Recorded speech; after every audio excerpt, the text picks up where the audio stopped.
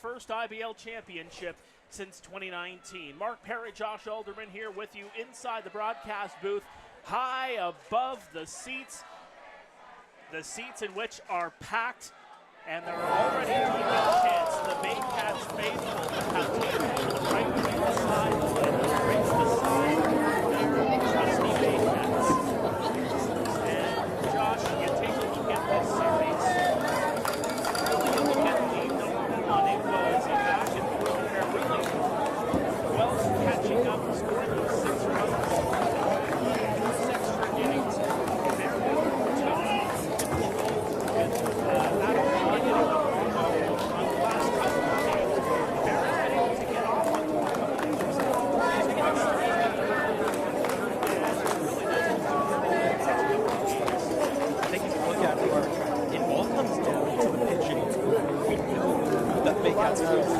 arguably the best starters in the playoffs compared, like aside from Guelph, they've got the best starters. And looking at the relief staff heading into this series, it was a point of concern for many Baycats fans watching on that the relievers may not be able to keep up with the pace of the playoffs. Well, surprise, surprise, they have been nothing short of phenomenal. And like you said, those early Baycats leads that they always get out to, those bats come alive and the pitching carries them the rest of the way, whether it be the starter, like Gar says tonight, or any relievers that may come into the game. Pitching has been the X factor for the Baycats in this series.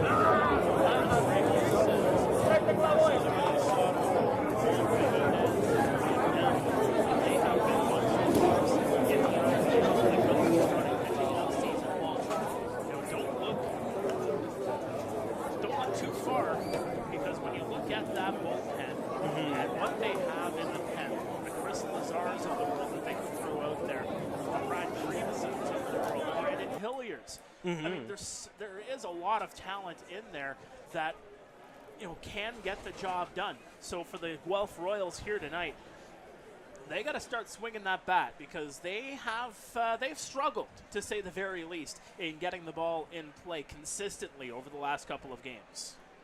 Well, you look at the Royals lineup for tonight, and it is stacked from top to bottom. It's the roster, or the lineup, pardon me, that they've gone back to time and time again across the course of these playoffs, considering a good majority of their roster left before the playoffs even started. I mean, you got names like Brando LaRue, Blake Simpson, Mark Nellis, Evan Ash, Keon Mozeni, Joseph Del Rosario, all of them have gone back to college or university, and even something as simple as Ryosuke Ohashi heading back to Japan. So many players off this Royals roster have come and gone, and looking up and down this lineup, these are the survivors. They're the ones left standing after all of it, and I think we do have plenty of time left before the game. Maybe we can go over these lineups real quick. Yes, we can. And I'm glad you mentioned Ohashi because he left because of a necessity, because of the import cap. It moves to 5 in 2025. One of the latest imports to come in is the big Texan, Drew Durst. He will get the start on the mound for the Guelph Royals tonight. Let's take a look at the 1 through 9 for those Guelph Royals, shall we? It'll be Andy Leader, Connor Morrow, and Franklin Torres to lead things off in the bottom half of the inning as they are being introduced onto the field as we speak. Garrett Takamatsu is the cleanup hitter. He's working third base. Ethan Hammond, J.D. Williams, Josh Garton, Carson Burns, Ashton Patterson. Very much what we're used to here in the Royal City during these playoffs. They have all been dynamite, but again, they need to start swinging the bats and getting the balls in play a little bit more consistently. Well, I think you've got Andy Leader out there on the field. He has been swinging it like no other. You got Ashton Patterson out there on the field. I mean, regular season, he was more known for his defensive ability, his speed, but his bat has really caught fire in the playoffs. Batting .364, 5 RBIs, and then you look at the big man over at first base, Josh Garton. 4 home runs in the playoffs, and that's coming off a very bad slump that he was on. He didn't hit a home run since June 19th, and then has just been swinging the bat incomparably ever since those 4 home runs, really giving him a big confidence boost. I would say those are the guys to look out for in terms of hitting for the Royals tonight. You take a look at the other side. Let's take a look at the lineup for the Barrie Baycats, as they will send Canisijo to the batter's box to start things off. Brandon Hernandez is the shortstop. They're the 1-2. They have been phenomenal in this series. They were both 3 for 4 in game number 3 on Thursday, and then even through 3 through 9. Malik Williams, Ryan Rio facing a little bit of struggles, yet to get a hit in the 3 games this series. Nolan Macabroda, Hayden Jaco, Adam Odd, Royce Ando, and Kyle Maves rounds out year 1 through 9. And Frank Garces will start on the mound for the Barrie Baycats. Frank Garces is a big X factor and has been so far this series, and as far as I know, Mark, he is the only man in the IBL this season to actually have MLB playing experience.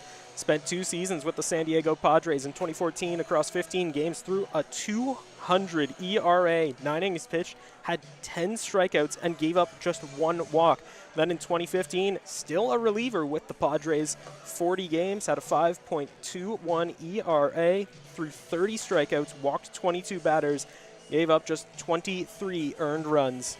He is indeed the lone on the roster that has MLB experience, but a number of these players have been drafted into the big leagues. Nolan Macabroda actually was a free agent signing to Minnesota a couple of years ago. You take a look at Brandon Hernandez, free agent signing in 2018 to the St. Louis Cardinals. Juan Benitez, who you saw in game number 3, another signee into the big leagues. Went into the Washington system, then the Miami system. Got a spring training invite as well. There's talent top to bottom. We can go through all the accolades all we want. But let's take a look at the accolades for the starting pitcher here tonight for the Guelph Royals, Drew Durst. 2.07 ERA. He's got a 1-1 record in the playoffs, making his first career IBL playoff start. Across 13 innings pitched, he has 13 strikeouts, gave up 6 hits across 4 games. He is more than ready. The tall Texan, the Redwood, if you will, has really proved his value here as an import player. And yes, it was a shame to see Ohashi head back to Japan, but with Durst being brought in a Shohei Ohtani type of role where he can bat DH, he can play on the field, and he can throw and go, give it all he's got.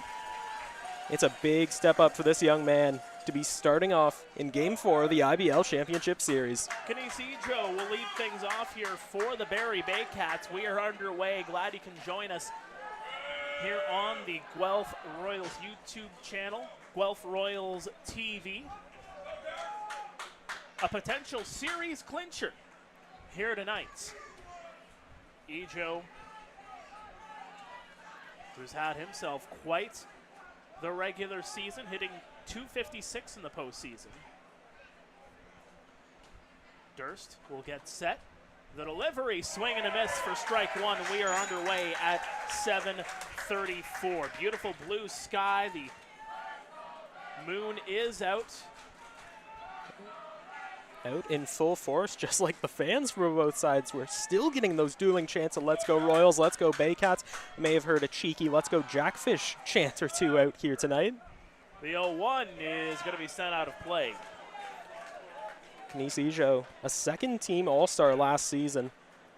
So far these playoffs, 7 runs, 6 hits, 3 RBIs, has walked 6 times and stolen 4 bases. Had a very impressive regular season. Hasn't quite found what he's looking for in the postseason, but if there ever was a night to heat up, it would be tonight. Durst winds up. The 0-2 is going to be fouled back.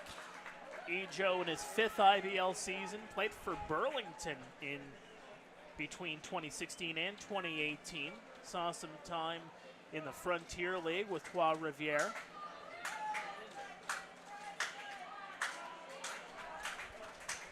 The Brampton native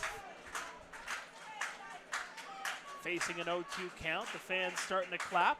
That one's going to go upstairs for ball number 1. Your umpires for tonight, Ben Rosen calling the balls and strikes in behind home plate. Taka Matsuda's over at first. Jeff Rose, the crew chief, is at second, and Nick Leffler is over at third. Durst will get set for the 0-2. And they're going to say he did not go around.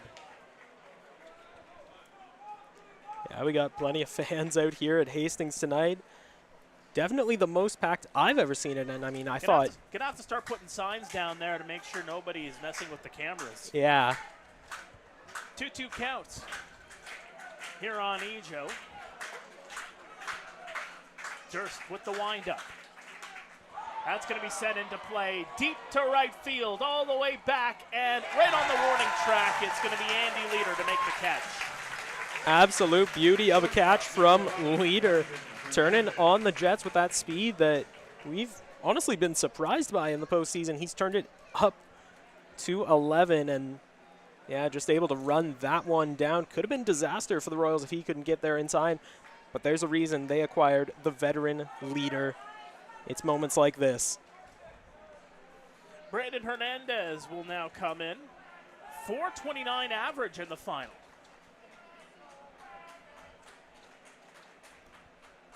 Durst delivers. That's going to go upstairs for ball 1. Hernandez, another one of those rookies here in the IBL, a free agent signing of St. Louis back in 2018, as mentioned before, spent 5 years in the system, made it up to single A Palm Beach. Chopper, grabbed there by Carson Burns, over to first in time. Well, with Hernandez retired, that's going to bring up the first baseman Malik Williams. Williams in his second year with the Barrie Baycats, batting .342 this postseason, 1 home run, 8 RBI, 3 walks, 13 hits, and 3 stolen bases. Had a .318 average in the regular season, drove in 24 runs, and ended up hitting a very impressive 35 hits across 31 games. Looking like the veteran out there, despite just turning 25 years of age last Sunday. Here's the delivery, and that's going to go right across Broadway for strike 1.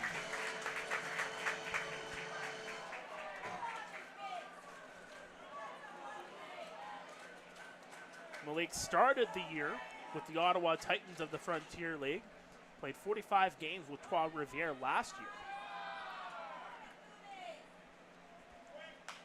And that's going to be put into foul territory. The fans lining the left and right field sides, about 4 or 5 rows deep down there, bringing out the lawn chairs. Everybody wants in to watch this one here tonight. I think I see a picnic table or two out there on the right field side. You just love to see Hastings packed for such a momentous occasion. The 0-2, Chopper. Burns will come over. He'll make the grab over to first in time. A 1-2-3, top of the first. The Royals come up to bat right after this. Stay with us. No score here in Game 4 of the IBL Final. You are watching Guelph Royals TV.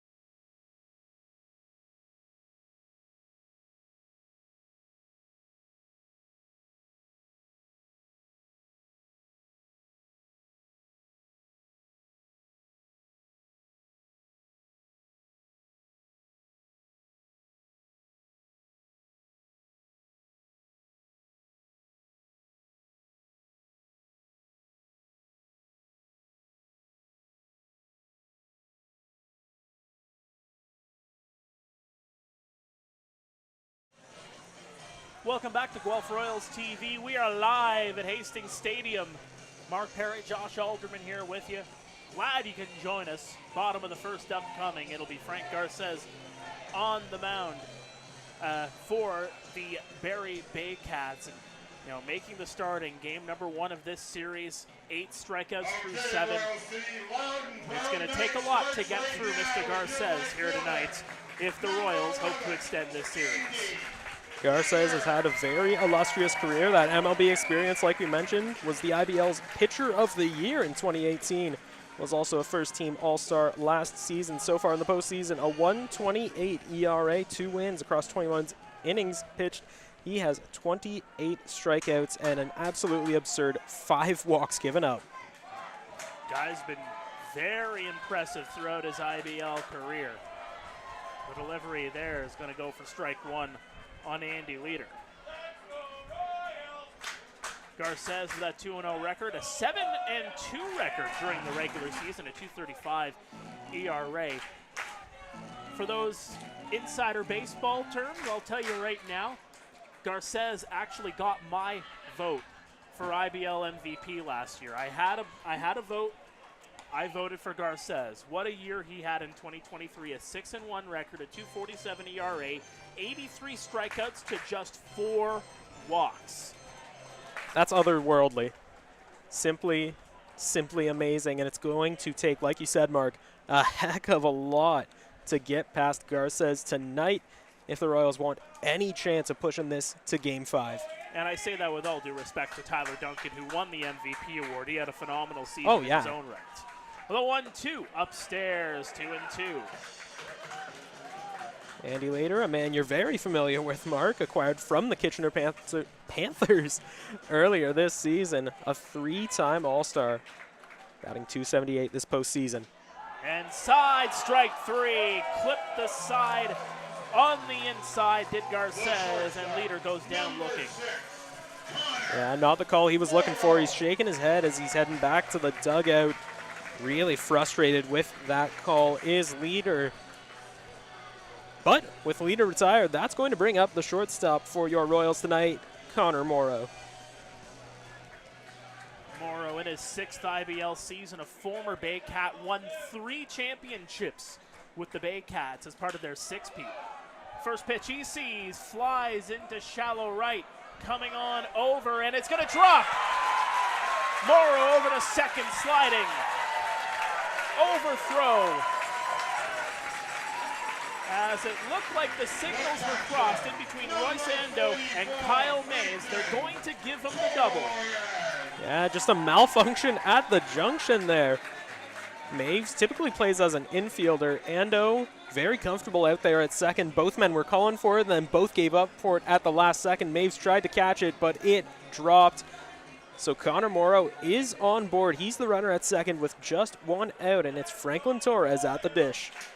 The defense for the Baycats looks like this. Nolan Macabroda, Kenise Eadshow, Kyle Mays from left to right. In the outfield, Adam Odd, Brandon Hernandez, Royce Ando, and Malik Williams on the infield from left to right. And Hayden Jaco is catching Mr. Garces. Well, from a quick segue here, one catcher to another. Torres batting .309 this postseason, has 6 RBIs, 15 hits, and would welcome either one more of those right now as that ball's going to get away from Jaco. Morrow will advance up to third base and gets a massive round of applause from the kingdom here at Hastings. Yes, he does. Thank you for covering me on that one. It's a 1-1 count here on Torres as Jaco just could not handle that. It's a wild pitch charged to Garces. And a chant of "Let's go wild pitch" breaking out here in the grandstand. And that's going to be grabbed. Brandon Hernandez on the edge of the grass in the infield. What a grab for the second out. Wow, that is simply unbelievable. Brandon Hernandez, we've seen similar defensive displays all throughout the playoffs, but that, he easily got 3-4 feet off the ground to make that grab. He's got springs in his shoes tonight. And my advice to any Royals hitters, don't hit it that way. Well, it was a hard hit ball, just was not in the right direction. Garrett Takamatsu will take one on the inside edge for strike one. Takamatsu hitting .333 in this series.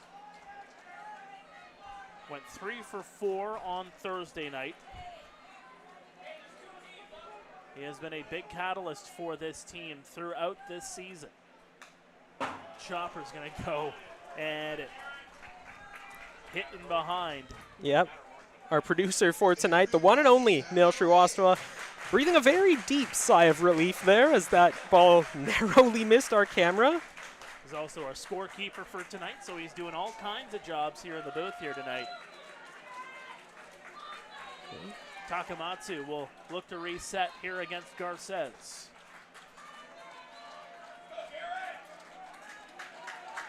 The former IBL MVP and Rookie of the Year. The 0-2, skied high, deep to center field, and Kinesijo will get underneath it to make the catch.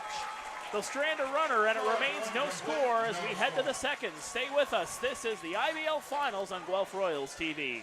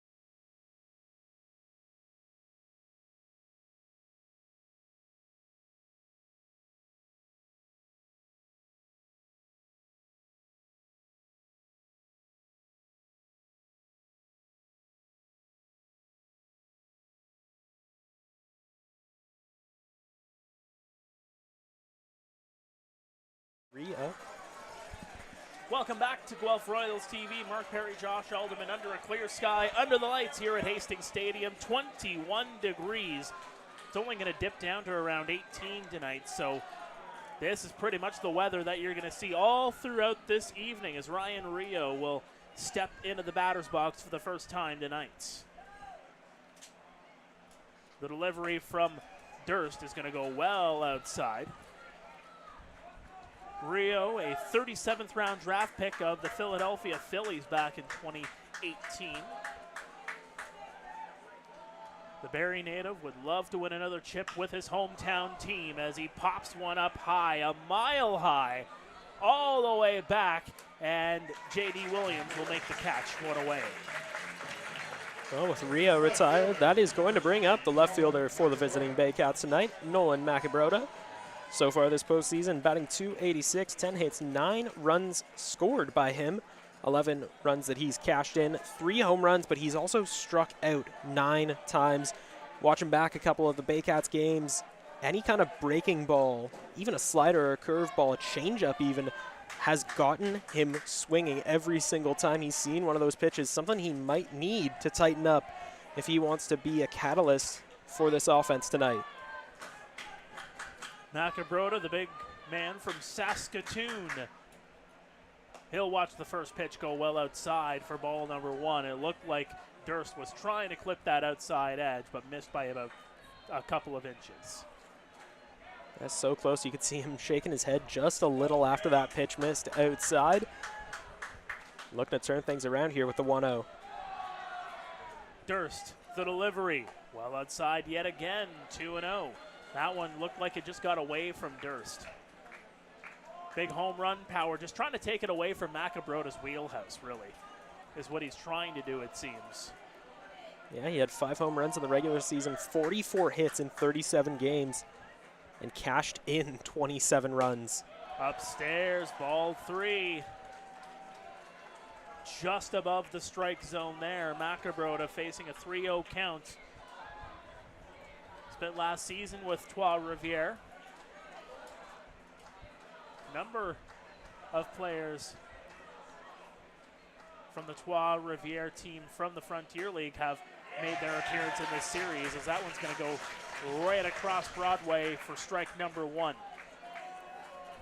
Waiting in the on-deck circle is Hayden Jaco, former Rookie of the Year and All-Star. So from a rock to a hard place, if Macabroda gets on board. The 3-1 delivery downstairs under the knees, ball 4, and Macabroda goes over to first.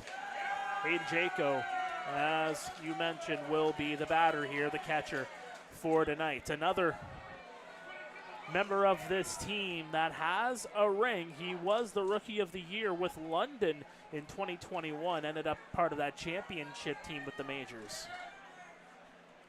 And after that season, jumped over to the Baycats, has not looked back since.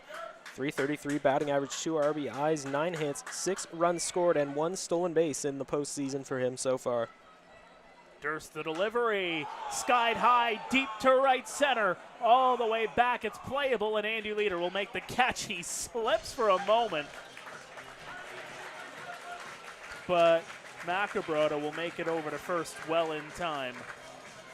2 away here for Adam Odd. Right, even up here, you can see Leader having a good chuckle with J.D. Williams out there as he brushes himself off, returns to his natural position out in right field. And as you mentioned, Mark, that will bring up Adam Odd. Had that massive 2-run home run that ended the game, that sealed the win for the Baycats in Game 1. He's had a very, very impressive postseason. 2 home runs in this series, hitting .462 in the last 3 games. Waits a little bit, does Durst, and that's going to go just under the knees for ball 1. Adam Odd didn't quite have the most impressive regular season, batting just .185, struck out 30 times. But the postseason, he has really cranked it up. .439 batting average, 13 RBIs, 18 hits, and 12 runs scored. He is shining under the bright lights. The 1-0 chopper, and Torres is going to have to take a moment here. Adam Odd, another remnant of years gone by here in the IBL, came over to the Baycats back in 2022, formerly with the Maple Leafs, formerly with Burlington. Was an IBL All-Star in 2015. Was also an All-Star last season as well, first teamer. University of Toronto alum, was a pitcher and an infielder for him. Man of many talents. The 1-1 here from Durst. Skied high, playable, into foul territory. Takamatsu gets underneath it, and he'll make the catch. Although Connor Mora was in the vicinity there as well. No score as we head to the bottom of the second. Stay with us. This is the IBL Final here on Guelph Royals TV.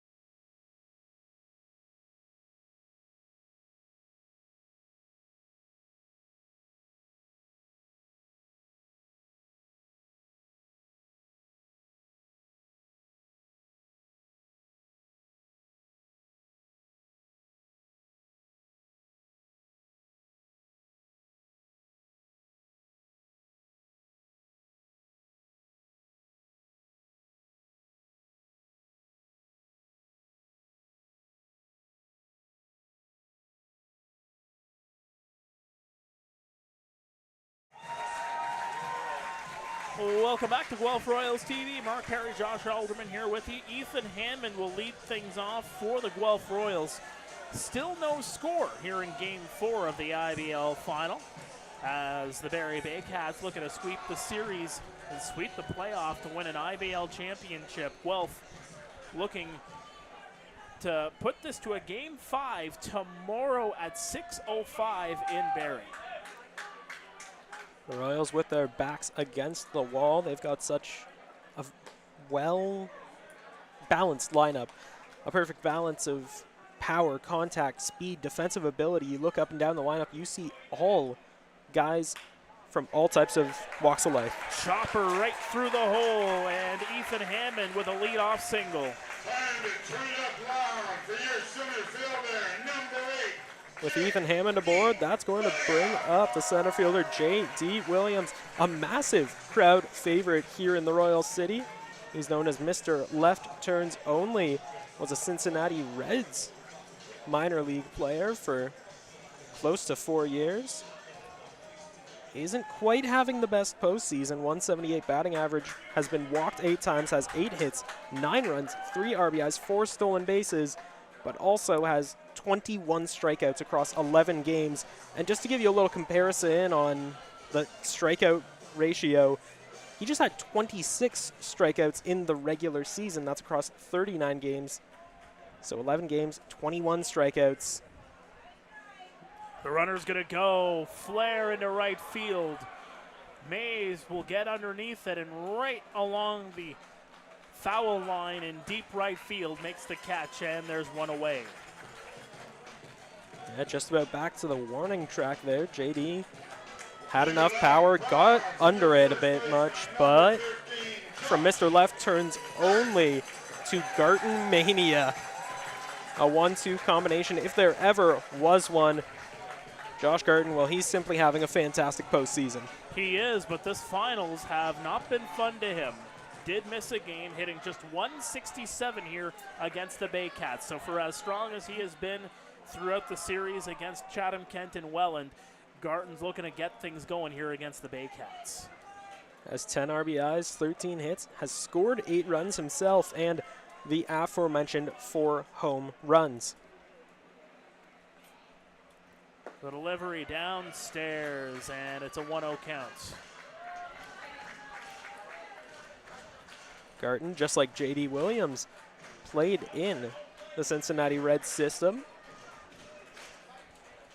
Almost 3 years there. The Guelph native relishing his time with the Royals. Pops one up. Shallow left center. Hernandez gets underneath it. He'll make the catch. Hernandez, as soon as he gloved that one, you can see his head just snapped right over to first base, making sure that Hammond was not going anywhere. A veteran instinct from the young Hernandez. And that will bring up now Carson Burns, the former All-Star, with the very same Barrie Baycats. Yes, indeed. Was a member of these Cats a year ago when they made the finals against the Welland Jackfish. He's going to go down and in for strike number 1 as it clips part of the zone. Carson Burns had a sub-200 average with the Baycats during the regular season. Gets moved over to Guelph and has really picked things up a bit and has that experience. Throw over to second, and he's safe. Gets under the tag. Hernandez got the ball, but he was unable to get it over in time. It was a little bit offline on the throw from Jaco. Yeah, there was just something a little wonky about that one. Hernandez, to his credit, just thrashing his arm down into the dirt to try and get the tag down on Hammond, I should say. But too little, too late. Hammond, the runner at second with 2 outs. The 0-2 in for strike 3 at the knees. Hammond steals a bag, and Garces says, I'm just going to put this man down.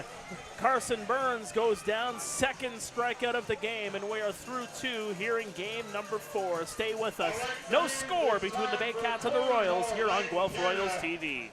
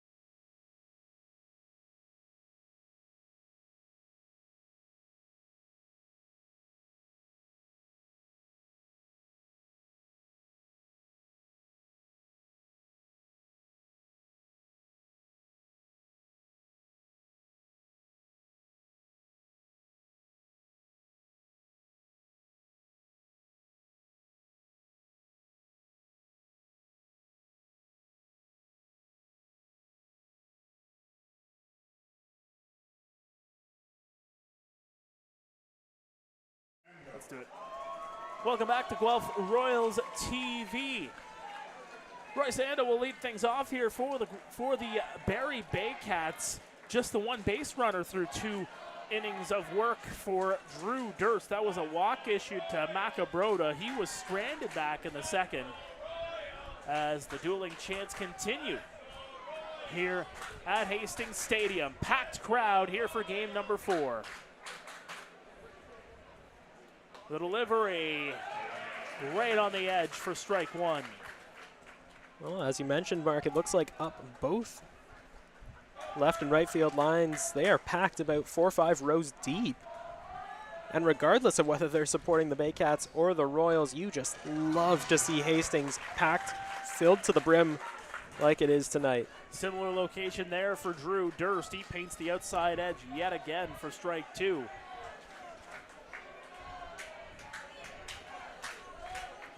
Durst will look to get set. The delivery. Swing, and he got a piece of it, but it goes into the glove for strike 3. Ando goes down. First strikeout of the game for Durst. Well, Drew Durst has really come out of the gates flying. Hasn't really taken too much time in between his pitches.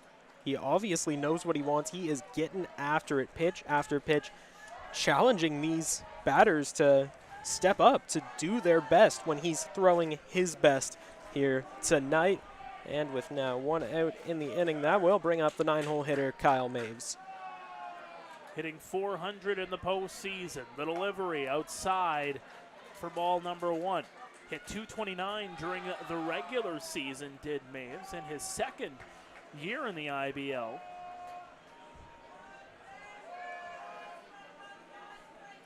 Maves, a Great Lakes Canadians alum. He'll foul that one back.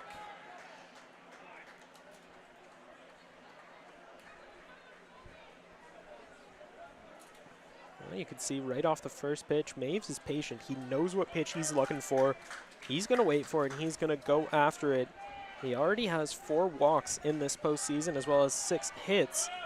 So it'll be interesting to see whether he stays patient or puts his foot on the gas. Ooh, that had a lot of gas to it as it goes well inside for a ball. It's a 2-1 count. Durst, his only appearance in this series, it was in relief. He gave up the home run to Ott in game number 1. Went 3 1/3, taking the loss on September 8th. The 2-1 foul.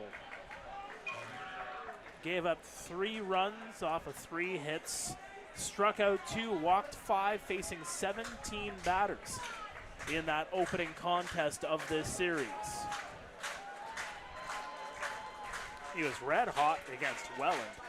2 appearances in the semifinal, both in enemy territory. Didn't give up a run in either of those appearances.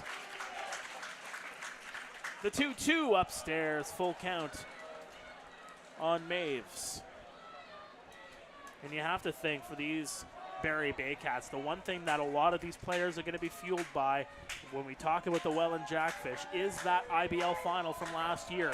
Barrie winning the first couple of games, Welland coming back, winning 4 straight, winning the championship. There's some unfinished business in Baycat land, as that's going to go upstairs for ball number 4. Yeah, you talk about momentum, and it's a tale of 2 teams with different kinds of momentum.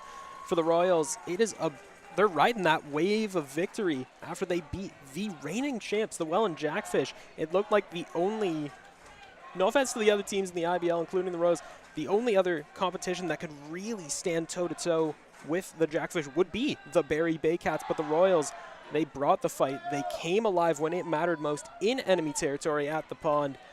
They pushed, and they are riding that wave of momentum. The Baycats, like you mentioned, lost that finals in tough fashion, and it's all about vengeance. Ran across the outside edge for strike number 1 on Kanice Ejo. He flew out to right field back in the first inning. Ejo likely going to be the MVP candidate for the Baycats,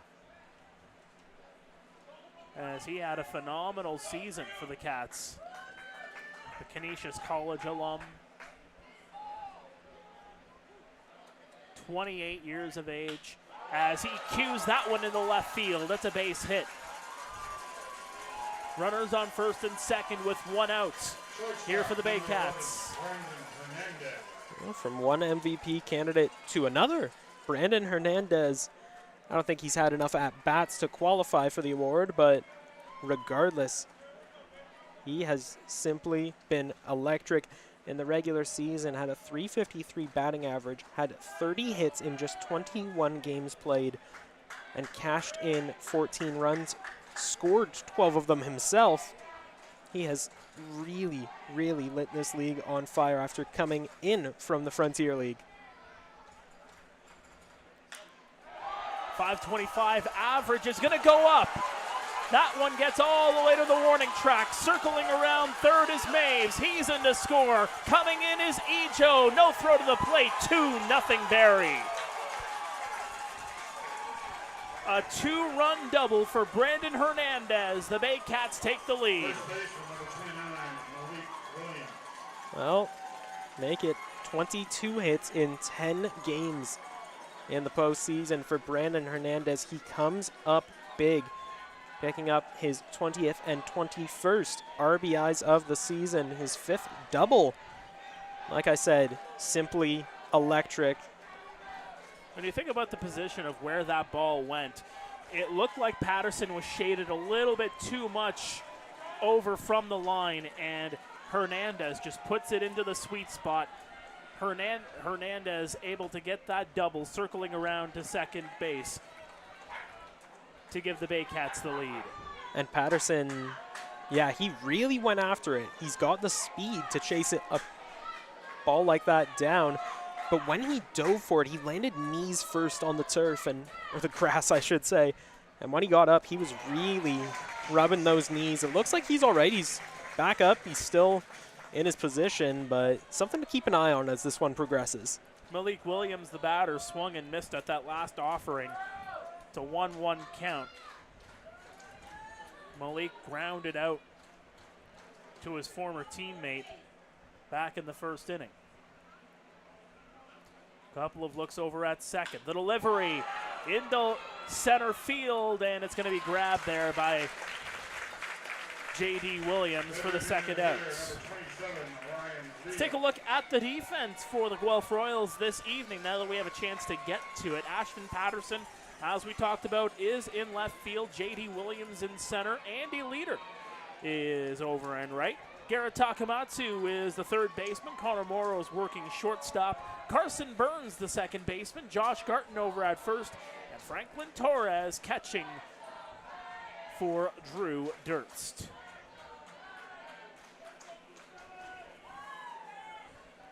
Ryan Rio, the batter, flew out to center field his last time up. You know, he would love to enter this series. Yeah, Rio. 0 for 14 here in the final. Just going to say, has not had the best time. 14 strikeouts. Went 0 for 4 in Thursday's game with 4 strikeouts. Did not even touch the ball in that game. But he has so much experience with these Baycats, 7 years now. And that is going to get through. His first hit of the series. Circling around third, coming in to score is Hernandez. It's 3-0. Oh, like I was saying, experience counts in these types of situations. Rio is no exception. Picked up his 195th RBI as a Baycat with that single there. A cornerstone of the organization, and he knows how to come up big when it matters most. Hit 250 here in the postseason coming into tonight. Now, had a run against London and the tail end of that Toronto series as well. You know, had a 4-game hitting streak going. Hitless in his last 3 coming in, as that's going to be popped up by Macabroda. So hitless in his last 3, all 3 of those games here in the final, but he gets on the board. He's 1 for 2 here tonight in a big-time situation. Macabroda walked back in the second. The delivery, swing and a miss. Macabrota has struck out 9 times in the postseason so far. Like I mentioned during his last at-bat, breaking balls, changeups, sliders, those have been poisonous to him. He has not been able to put bat to ball on any of those pitches. And Drew Durst is really throwing some of that best stuff tonight. That's popped up and out of play. As Macabrota will stay alive. Got that pitch count up on Drew Durst.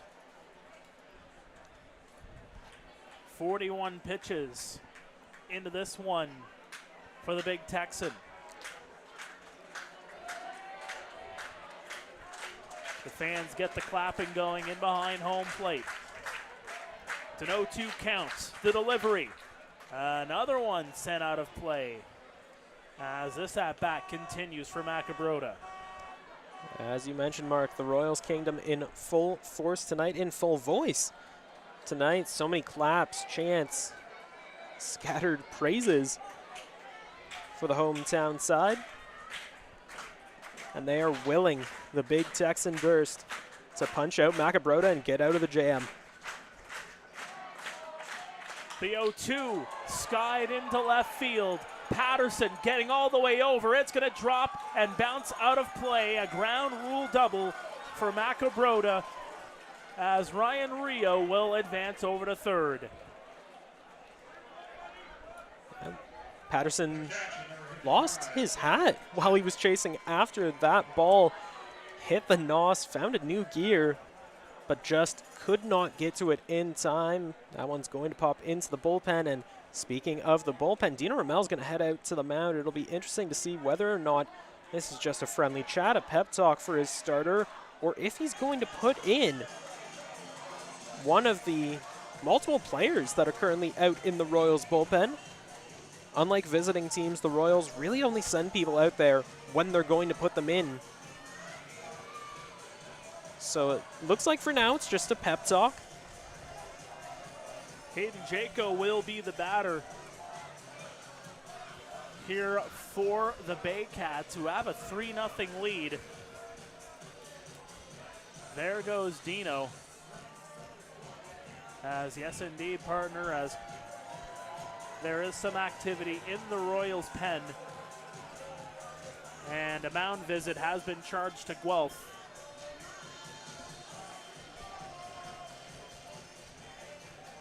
And As this is what we talked about early in ball games, the Baycats able to start to get some momentum going and put together a couple of big-time innings. And usually when they're able to do that, it becomes a big difference in the ball game. As the Let's Go Baycats chants rain in from the right side. Inside for ball one, in on Jaco. He flew out to Andy Leader back in the second inning. Runners on base right now. Rio over at third. Macabrota over at second. The Coquitlam, BC native takes the 1-0 in for strike number one.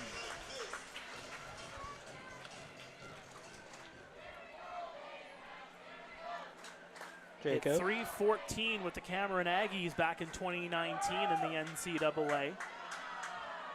He was an infielder during the playoffs last year. Chopper in the infield. Morrow grabs it on the hop over to first in time. But the Baycats put 3 on the board. It's 3-0 Barrie as we head to the bottom of the third. Stay with us. This is Game 4 coverage of the IBL Finals live on Guelph Royals TV.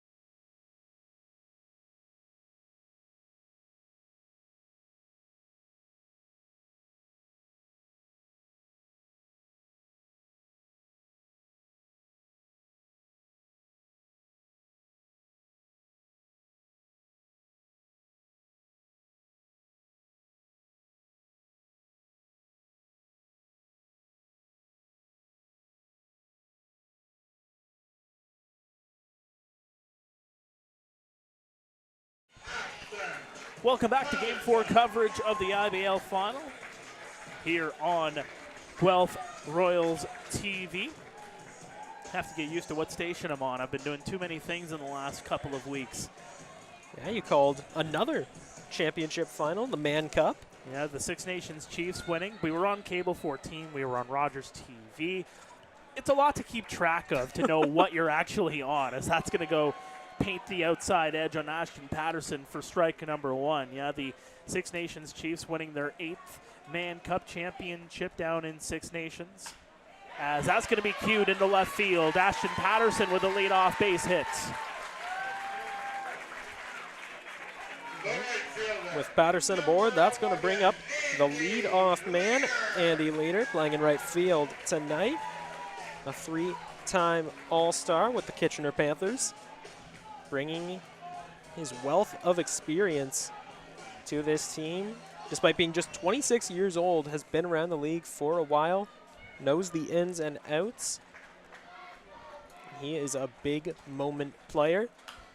As he'll send that one out of play. Yes, Leader. His All-Star nods came back in 2023, 22, and 21. So, really turned up his game after the pandemic. Increasingly getting his averages better. Has been showing a hot bat, swing and a miss there for strike number 2. Was a first-team All-Star last year. And for my money, the last couple of seasons, he has been one of, if not the best defensive outfielder there is in this league. And that's taking nothing away from anybody else. He's just that good. That one sent into right field. Maves will get underneath it and make the catch. Ando was chasing after it too, but no cross wires this time around. Maves did make the catch. And that's going to bring up the shortstop for your Royals tonight, Connor Morrow. Morrow had a double his first time up, advanced to third after an error by Hayden Jaco. Ball just in the dirt, got away from the former Rookie of the Year. Morrow seized the opportunity, but was left stranded on base. Garces, the delivery, queuing up there to bunt was Connor Morrow, and he's just going to pull back at strike 1 as across the plate. Some big-time players, a lot of power amongst these two sides, but the power has been on the mound throughout the last couple of games. That one's going to be sent into left field. Base hit for Connor Morrow. Stopping at second is Patterson.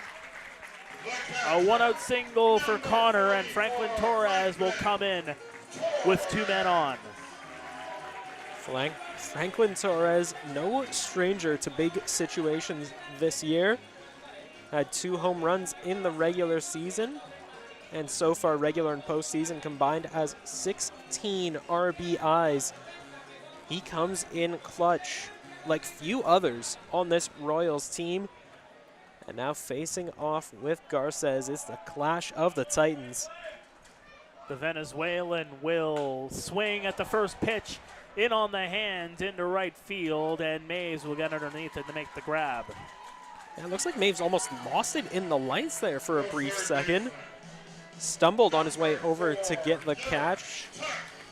Yeah, looked a little lost out there, but to his credit, he made the recovery, made the catch, and got the throw in time just in case either runner was daring to think about advancing.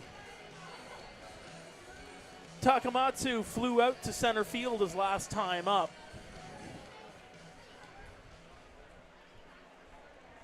Well, talking about Torres being clutch, comparing him like few others can as a clutch player. Takamatsu has been insanely clutch. Regular and postseason combined has 45 RBIs this season. Former MVP, former Rookie of the Year. He knows what it takes to play in big moments like this. He's got the talent to take them there and has been such an excellent leader on this team this year. Puts that one into right field. Back, but playable for Kyle Maves, and he'll make the catch. Couple of runners stranded. It remains 3-0 Baycats as we head to the 4th. You are watching Game 4 of the IBL Finals live from Hastings Stadium here on Guelph Royals TV.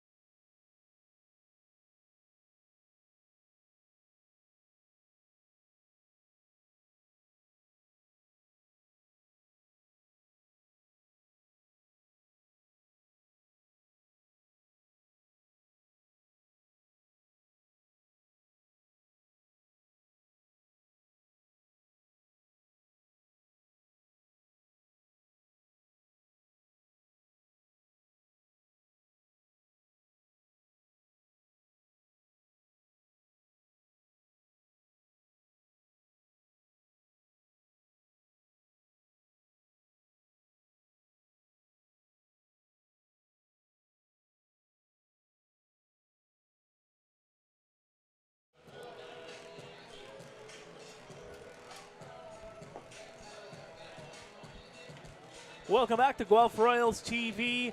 Ring, ring, ding, dong. It is a call to the bullpen. Lucky Belly Food, our sponsor for that call. Hopefully it's not pay as you go, as Kyle Thomas will come into the ball game. Was the projected starter for this game here tonight, but they went with Drew Durst. Drew Durst goes 3, and Kyle Thomas will continue on here for the Guelph Royals as the Barrie Baycats will send the bottom of the order to the plate here in the 4th. Well, Kyle Thomas, yet another player with affiliated ball experience. Spent 3 years in the Detroit Tigers system from 2016 to 2019. So far this postseason, 2 wins, a 4.69 ERA, 14 strikeouts, and has walked just 5 players. He's a flamethrower, but throws with precision as well. A very scary combination if you're an opposing hitter, having to stare down a guy who can, you know, blow the numbers off of a radar, but can really hit the corners, can paint with precision. There's a swing and a miss by Adam Odd for a strike. Kyle Thomas, a 4.69 ERA here in these playoffs, a 2-0 record. First time he's been called from the pen here in this postseason. The 1-1 in for strike number 2 as it paints the inside edge on Odd. Well, he's no stranger to relief pitching. Came in many, many times as a 1-2 punch with Jacob Cush. Sometimes the two would switch roles. Thomas would start, Cush would come out of the pen, but there's a swing and a miss for strike number 3 as Thomas starts off his night with a strikeout. yeah, he is no stranger to starting pitching as well. But that relief pitching is where he has come in clutch many a time, and it looks like he may be on that track tonight, punching out Odd. 36 strikeouts to 7 walks during the regular season, 14 strikeouts to 5 walks through 3 starts here in the 2024 second season.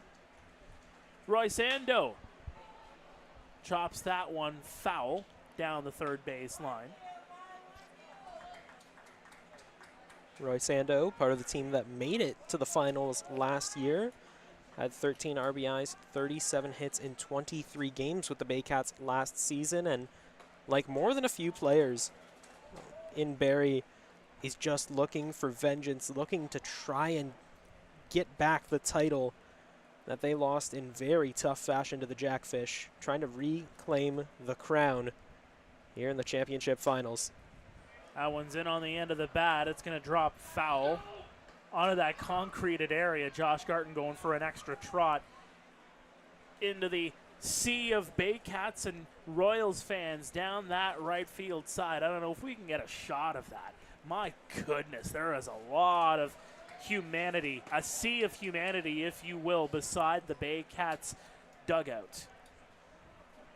It's a 1-2 count here on Ando. The delivery, and it's going to be grabbed there by Morrow over to first in time. 2 away here in the 4th. Well, Morrow has been very solid defensively this season, but it did seem like he rushed the throw a little. It was high. Garton did have to reach up, but I mean, Josh Garton, he's a pretty tall guy. He can get up there. And thankfully, crisis averted for the Royals. 2 outs, and now Kyle Maves up at the dish. Maves 0 for 1 here tonight. 429 average in this series coming into game number 4.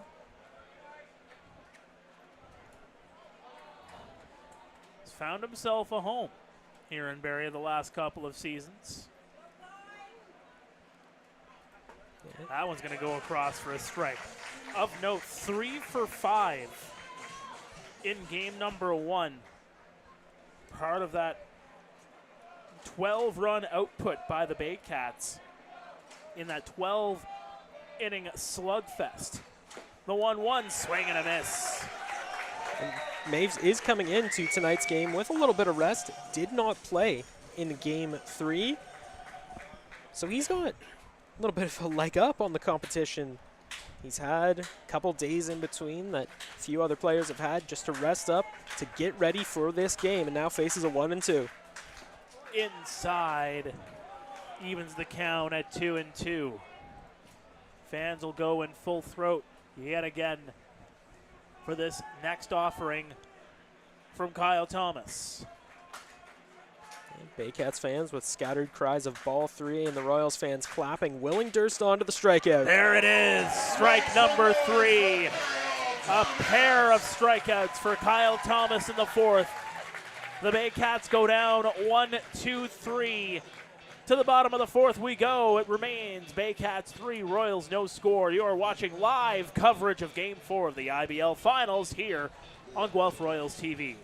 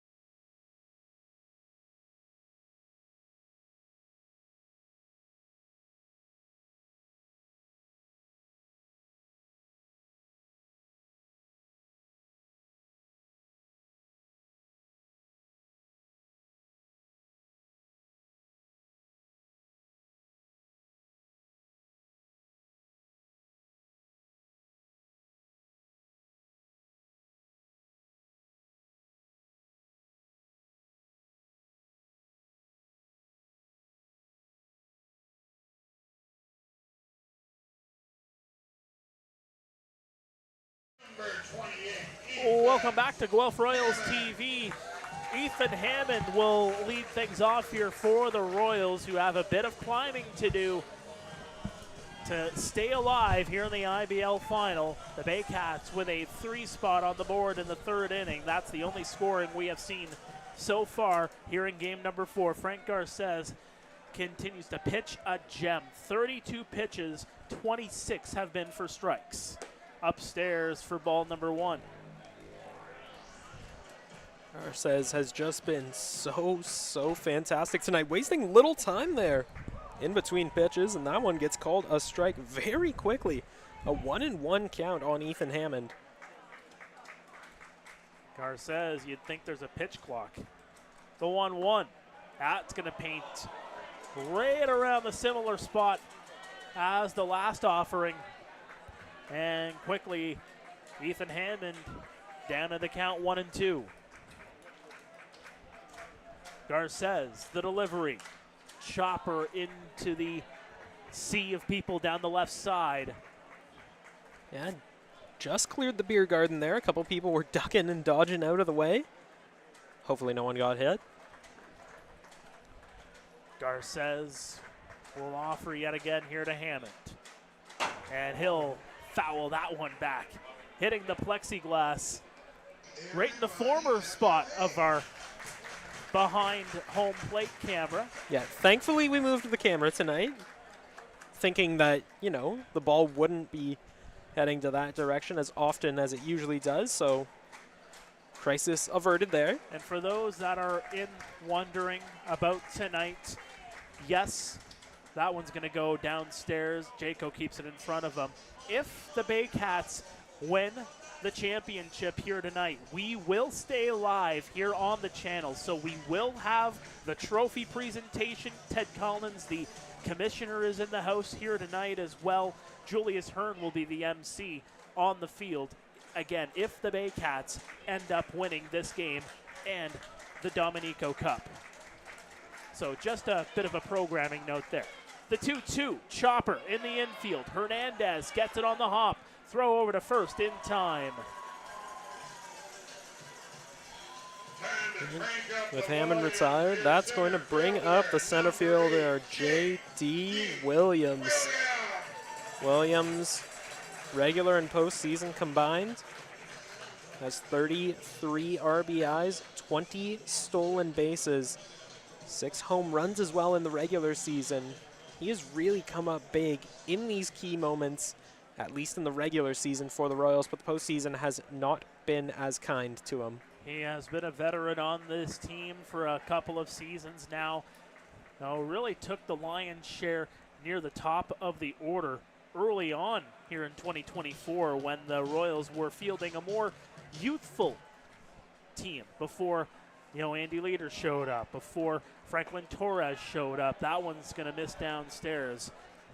2-0 count. Josh Garton, of course, was a lot more higher in the order as well, but he started to trickle down a little bit in terms of the average later on into July, into August. That was going to miss outside, but still finds his spot in the 7-hole, and that's a bat.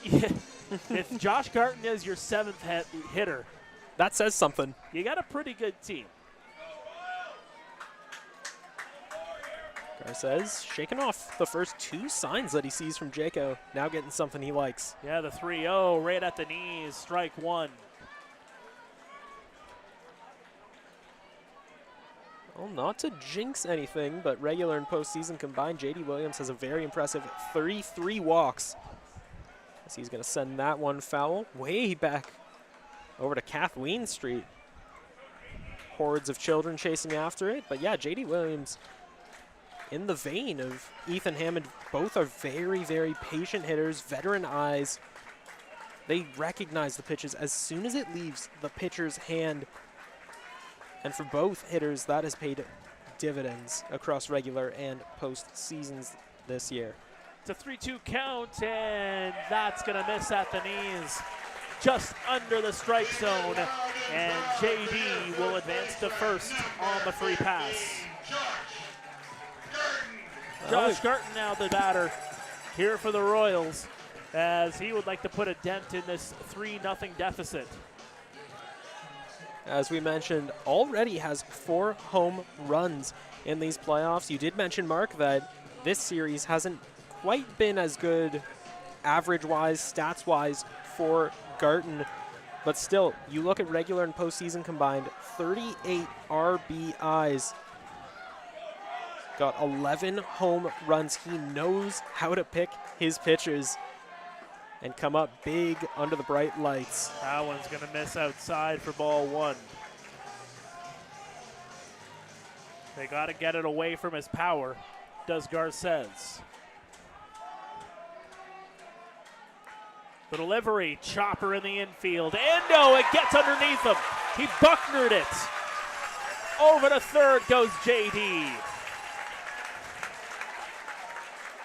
The second baseman, number 7. It's going to be an E4, an error charge to Royce Ando. Garton gets on board for the first time tonight. Runners on the corners with just the one out here for Carson Burns. With the speed and power coming off the bat of Garton. That ball, I wouldn't be surprised if it tore a hole through Ando's glove. The way he put the glove down and it just skipped right past. Right underneath his glove, really. Yeah, Garton, even when he keeps it in the park, so powerful, so dangerous. Carson Burns struck out his last time up. That's going to be fouled back.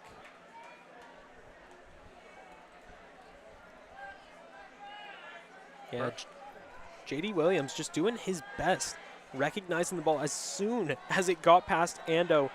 Not even a full second after it got past Ando. Turning on the Jets, making his way over to third base. That veteran instinct coming up clutch again. Last one there, the offering from Garces. Jaco tried to frame it on the inside and did not get the call, so the count is even at 1-1. A look over to first. To Hernandez. They'll get the one over to first in time. The double play turn by the Baycats, and they get out of the jam. It remains 3-0 Barrie. As we head to the fifth here at Hastings Stadium, stay with us. This is live coverage of Game 4 of the IBL Final here on Guelph Royals TV.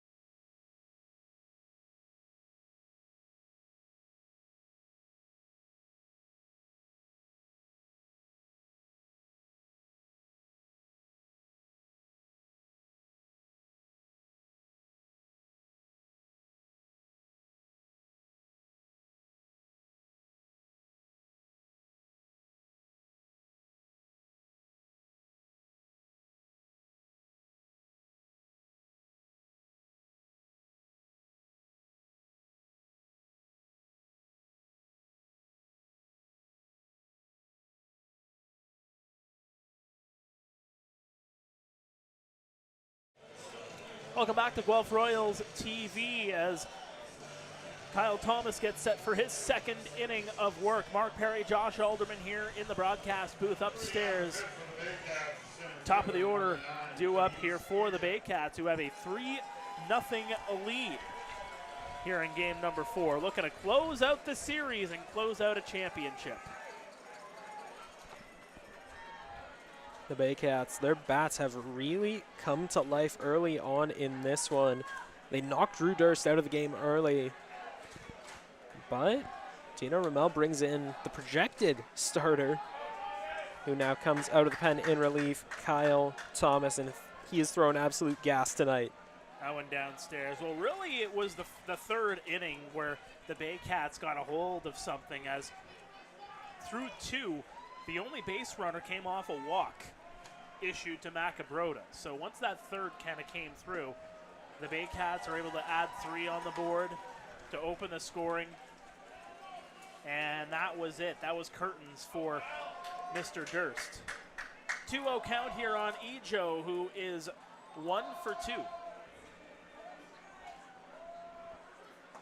Holds off on the swing, but it goes across for strike number 1. Thomas was getting the old ball two treatment from the Baycats faithful.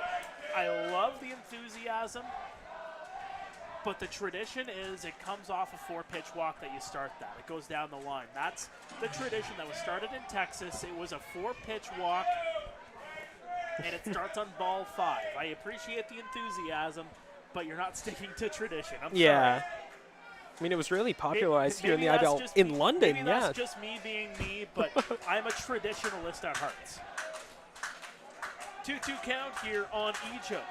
Swing and a miss, he got him.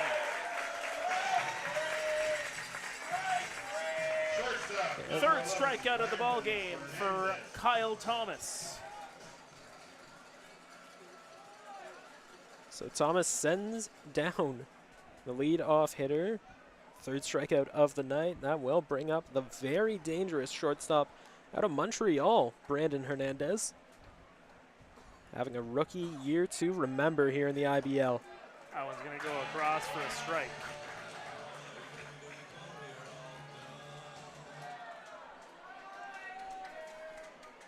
Hernandez again started the year in the Frontier League as he'll foul that one back. A big addition to this Baycats lineup.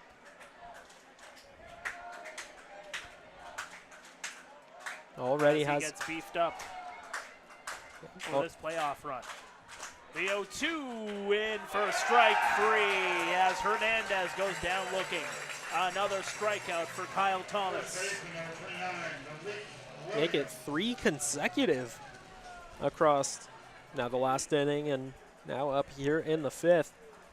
3 consecutive strikeouts, 4 on the night, and Thomas wasting little time setting down the first 2 batters he's faced here in the 5th inning. The top of the order, Ijo and Hernandez, with them back in the dugout. That will bring up the 3-hole hitter, first baseman Malik Williams. Chopper in the infield, it's going to go foul.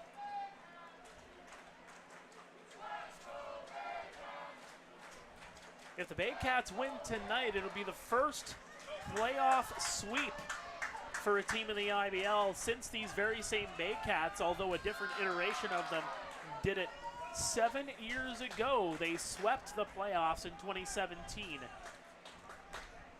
Chopper is going to go in on the hands and foul back. Yeah, these Baycats are 9-0.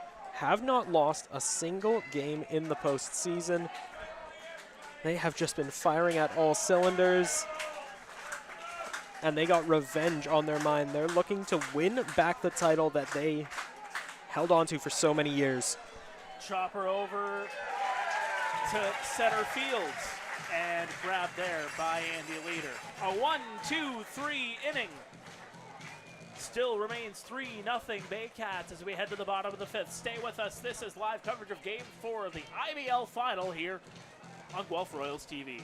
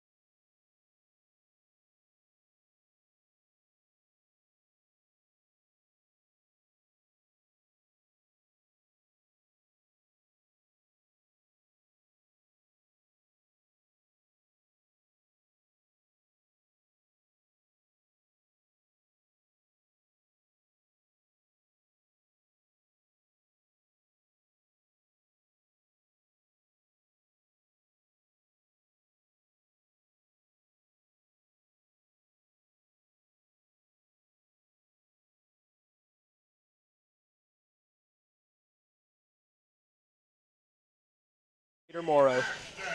Welcome back to Guelph Royals TV. It'll be the 9-hitter, Ashton Patterson, to lead things off here for the Guelph Royals. Down 3-0 here to the Baycats here in game number 4. Pare and Joshua Alderman upstairs as Ashton Patterson 1 for 1 here tonight. He hit a single back in the 3rd. Looking to keep those good vibes going as that's going to go across for strike number 1. Patterson, no stranger to the Royal City, is from Kitchener, but spent 4 years with the Guelph Griffins of the OUA as he's going to take that one for a ball. Good job there on his part. So young, but like many others on this team, similar to Hammond, young, but has a veteran's mindset, a good eye for the ball. Chopper over to Ando. He'll field it over to first and in time. And just like that, there's one away. Well, he's called the Roadrunner for a reason. He almost beat out that throw. It was a routine ground ball, but he still almost beat out the throw to first. That's just a testament to how fast this kid really is. Andy Leader will get into the batter's box for the 3rd time tonight. He's 0 for 2 here tonight. Struck out to kick off the game. Flew out to right field his last time up. Good walk there by Jaco as it goes downstairs, keeps it in front of him. Leader hitting .286 in this series as he pops one up. Shallow infield, down Broadway, grabbed there by Hernandez, and there's 2 away. The shortstop, number 6, Connor Morrow.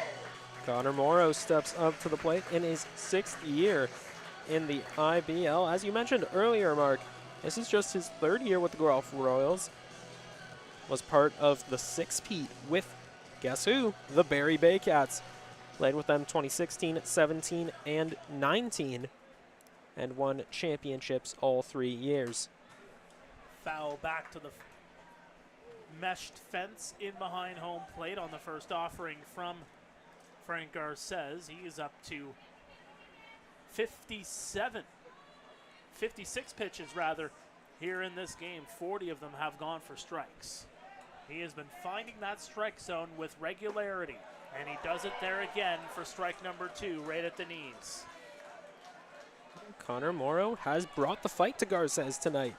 Is 2 for 2, a double his first time up and singled his last time up.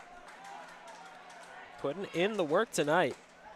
And that's going to miss for ball 1. Morrow, again a 3-time IBL champion, was part of that 2017 team in Barrie that swept the postseason. So he knows all about that. Rookie of the year in 2016, takes it inside, it gets past Jaco, evens the count at 2-2.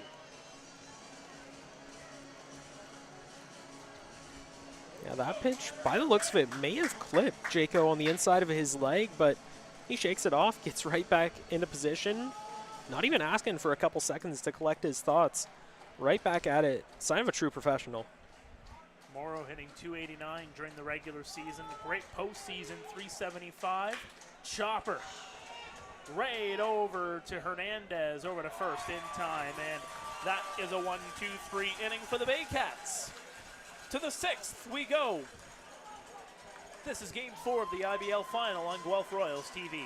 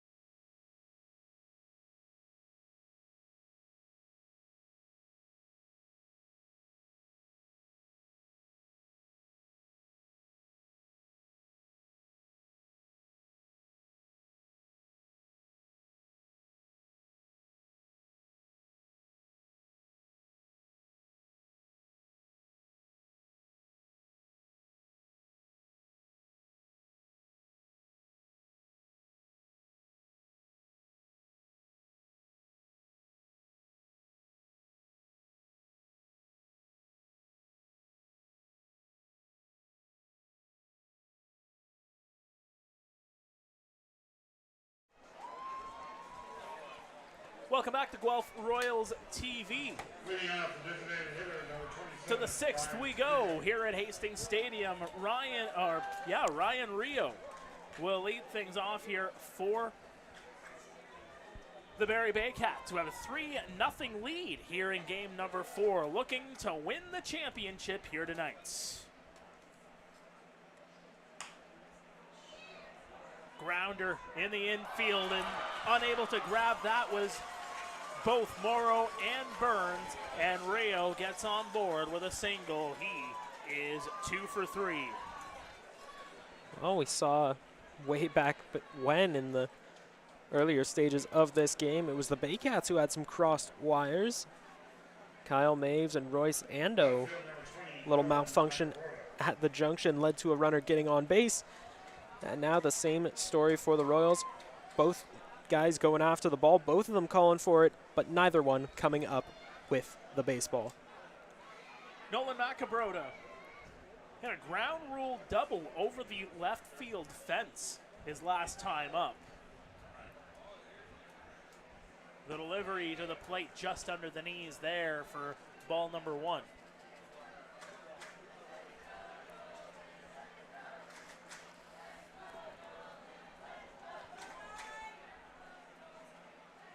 As a small echoey chant starts to pick up here at Hastings Stadium. That one's going to be well inside, 2-0. Macabrota officially 1 for 1, had a walk back in the second. Macabrota, no stranger to high-pressure situations like this. A runner on base, your team up big. You just want to add on to that lead. 28 RBIs, 8 home runs, regular and postseason combined. Launches that one deep to right field. It gets over the head of leader. Right to the fence it goes. Circling to third as Ryan Rio. He gets there standing up. A double for Nolan Macabrota with nobody away. There's runners on second and third.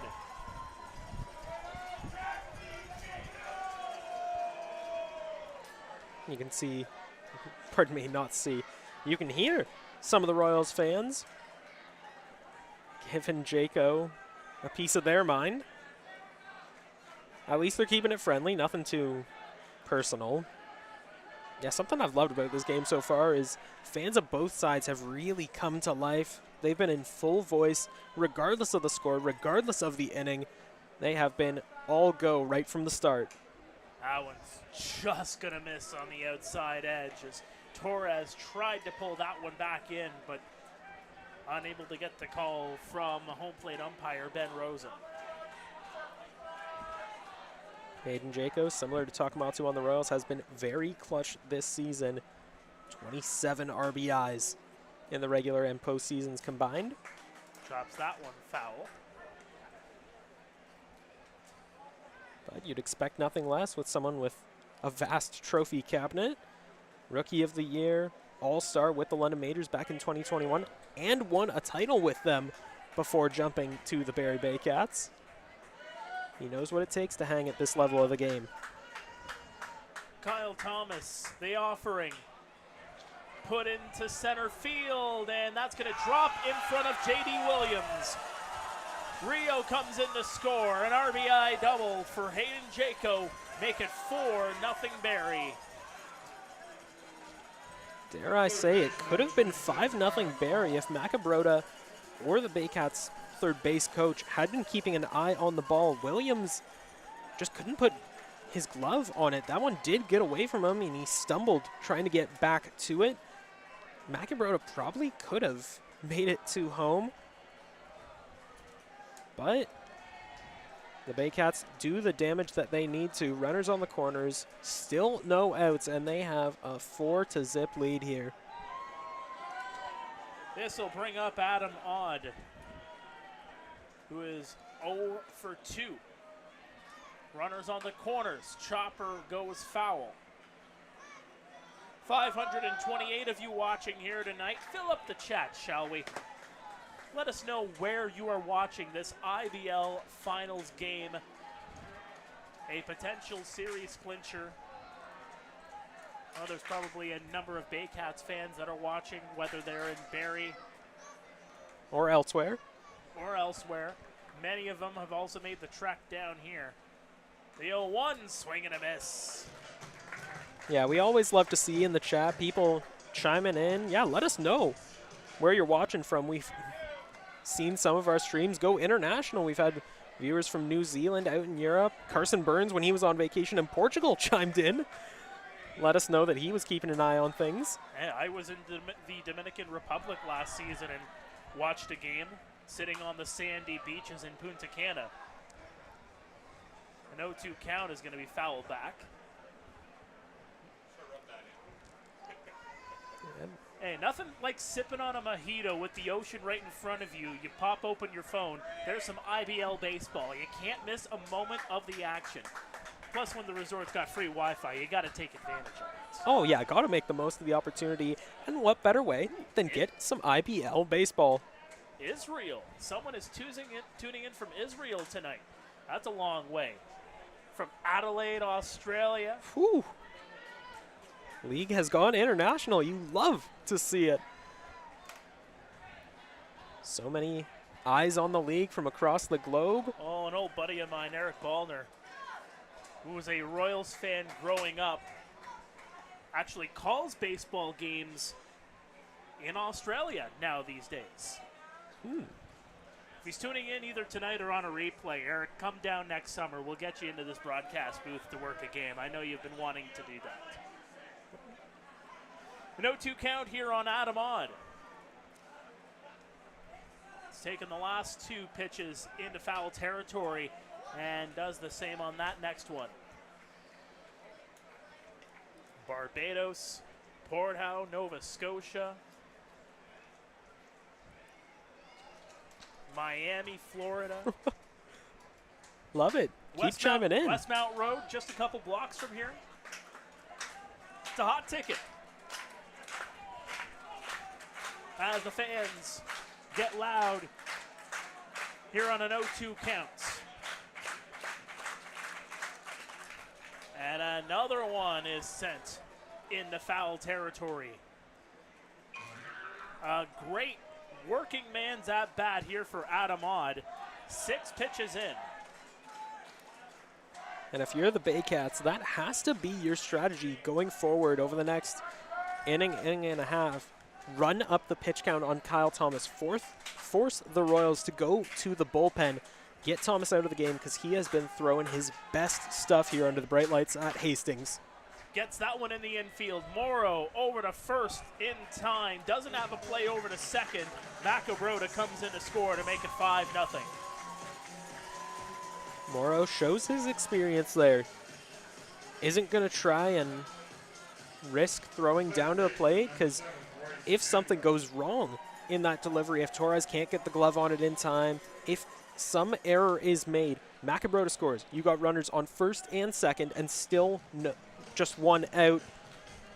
So a smart move from the veteran shortstop. Takes the out that he knows he can get. And just hope that the Royals can get out of the jam here in the 6th inning. Torres and Thomas having a couple of words. The home plate umpire, Ben Rosen, comes in. Yeah, I know, it's not going up. I keep pressing this for it. As a mound visit will be charged to the Royals. That's the second one of the night. Yeah, both of them have been pep talks. Just trying to encourage the pitcher, get him out of the jam, and get them out of the inning. Maybe we'll have mound visits added to our scoreboard up in right field this summer. As that one's going to be launched into center field, and J.D. Williams makes the catch. First offering to Royce Ando. He skies it.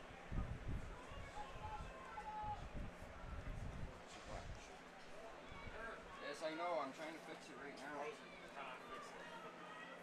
now. So, the runner at second is still Adam Odd.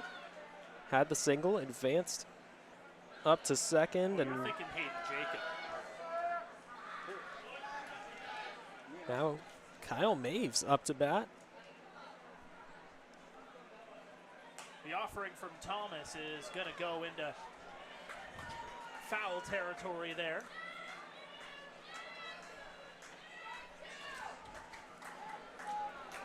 Many Baycats fans reminiscing about the six-peats, 6 championships in a row. They have 7 overall in their history. First one came back in 2005. It was the year after the Guelph Royals went back-to-back in 03 and 04. The fans start clapping here. It's a 0-2 count, 2 away. The delivery, swing and a miss, he got him. Kyle Maves goes down swinging, and we're heading to the bottom of the 6th. The Baycats add 2 on the board. It is 5-0 Barrie. You are watching Game 4 of the IBL Final here on Guelph Royals TV.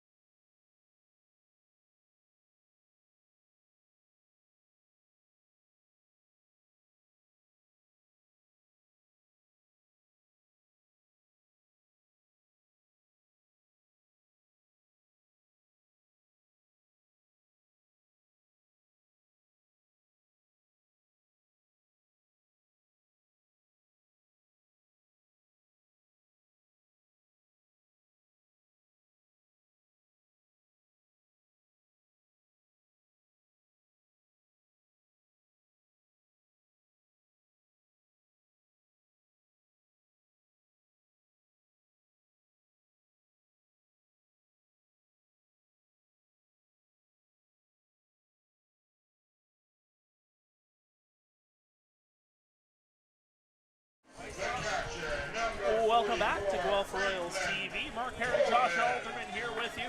Bottom of the 6th. Franklin Torres will lead things off here for the Guelph Royals. An even bigger hole to overcome. They are down 5-0 to the Barrie Baycats.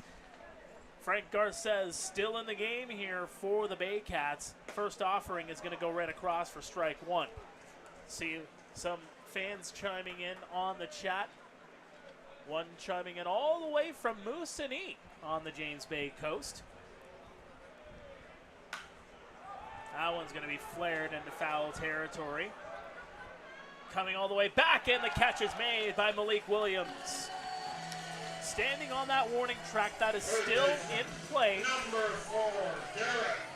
So Malik will make the catch, and now there's one away. This Timmins boy, by the way, loves the northern contact. I will point that out right now. The Polar Bear Express.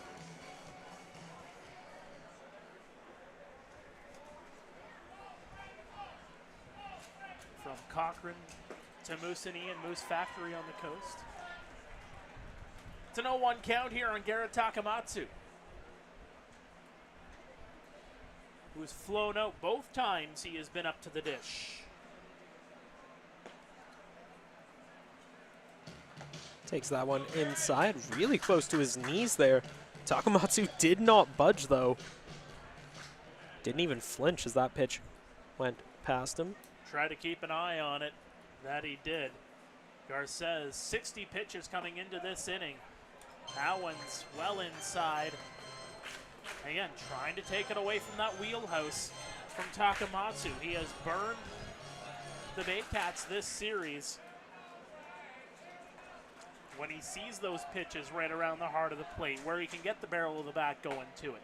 That one's going to miss outside. Well, I mean, before we had Let's Go Royals and Let's Go Baycats as the dueling chant. Now we have Let's Go Royals and Let's Go Frank as the dueling chant going on. So many fans packing the park here tonight, and just when I thought there couldn't be any more people here at Hastings on the right field line, they're packed about 6-7 rows deep. That one's going to be flared. Shallow right field. Royce Ando can't make the catch. It drops. And Garrett Takamatsu's on board. That's why you run it out, folks. You never know. Yep. It's going to be a single for Takamatsu. His first hit of the game. Well, now that is the third time Royce Ando has been involved in a play that's gone awry.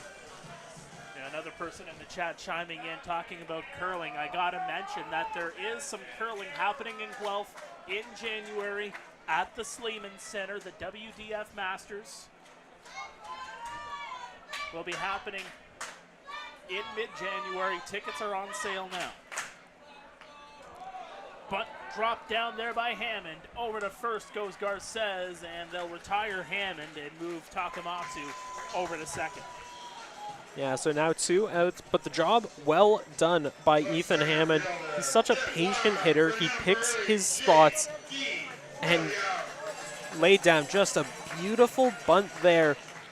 But you could see as soon as he started running, he knew it wasn't enough to get him on first base, but it was enough to advance Takamatsu over to second base. Mission accomplished. And now J.D. Williams at the dish with just 2 outs. 68 pitches in here for Frank Garces. As you've mentioned before, partner, no movement in the pen for the Cats. Garces, the first offering, swing and a miss there from J.D. Williams. I believe Garces, he's ready to go 9 here tonight. He wants to start and finish this one. I would not be surprised if he goes the complete game. The way he's throwing tonight, like I said, almost 70 pitches now across a couple innings of work here. It's nothing much for him. Well, we are told that everybody's available in the pen tonight for the Baycats here in this potential championship clincher. Swing and a miss for strike 2. But Garces, he probably hears that and says, it's all right, I got this. Mm-hmm. Shrugs it off. Yeah, not tonight, boys. The 1-2 count here on JD. Garces, the big lefty, the offering. That's going to be put down the line. It'll go into foul territory. Can he move over? No. It'll go into the sea of people and out of play. Garces, the dynamite Dominican, has been locked in ever since the start of this game. Staring down batters when he isn't receiving signs from Hayden Jaco. Burning a hole through any runner on base. He's got a glare. He is steely-eyed and stone-faced tonight, and he is locked in on the mound. Look over to second, and that's going to be upstairs. Evens the count at 2-2. Takamatsu over on second base in scoring position.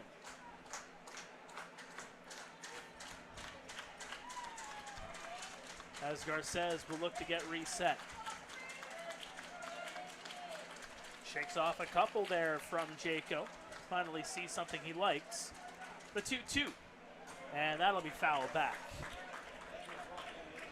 And JD stays alive in the at-bat, but if you're a Royals fan, you've got to be concerned. This isn't the J.D. Williams. This isn't the Mr. Left Turns Only that you know and love. As we mentioned off the top of the broadcast, 21 strikeouts in his last 11 games. in the playoffs. And just to provide some comparison, in the regular season, only struck out 26 times in 39 games. Not a good sign if you're a Royals fan or J.D. Williams. Just chasing a little bit too much, and he chases there again for strike 3. Frank Garces is pumped. The Baycats lead it by 5 through 6. As some Baycats faithful move their way in behind home plate to generate some boo birds here at Hastings Stadium. The Baycats 5, the Royals no score. To the 7th we go. This is Game 4 of the IBL Final here on Guelph Royals TV.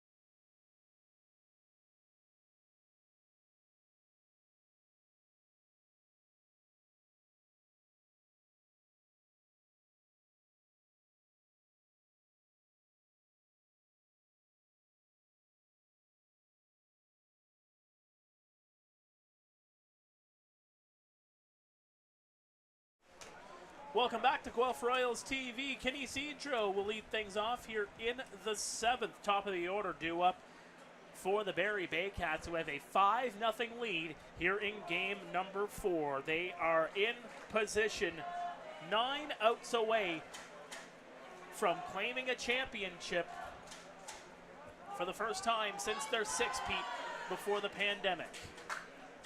That one downstairs. Canicejo 1 for 3 tonight. Struck out his last time up, but singled and came around to score in the 3rd inning that really turned this game around in favor of the Baycats. The offering is going to be fouled back. As the Let's Go Royals chants echoes in behind home plate.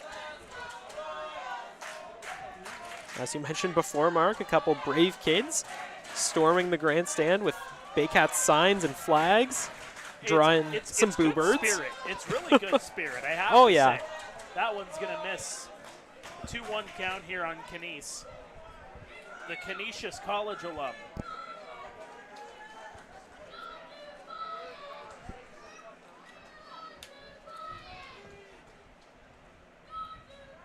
Thomas, the offering, swing and a miss.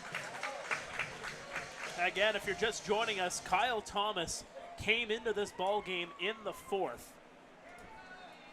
Drew Durst started the game for the Royals, gave up 4 hits, 3 runs, all of them earned, struck out 1, walked 2.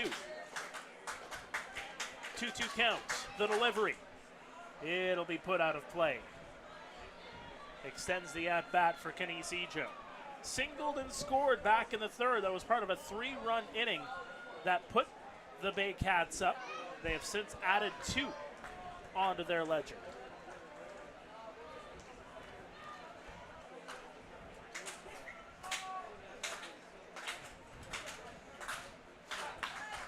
And that's going to go through the hole, off the bag, and into center field. Canicejo on with a leadoff base hit. So with Ejo aboard, still no outs. That's going to bring up the ever dangerous hitter from Montreal, Quebec, Canada. He is also 1 for 3 tonight. Struck out his last time up, just like Ijo, but doubled and came around to score in, you guessed it, the 3rd inning of play. Hit 250 with Trois Riviere in 31 appearances before coming over to the Baycats organization.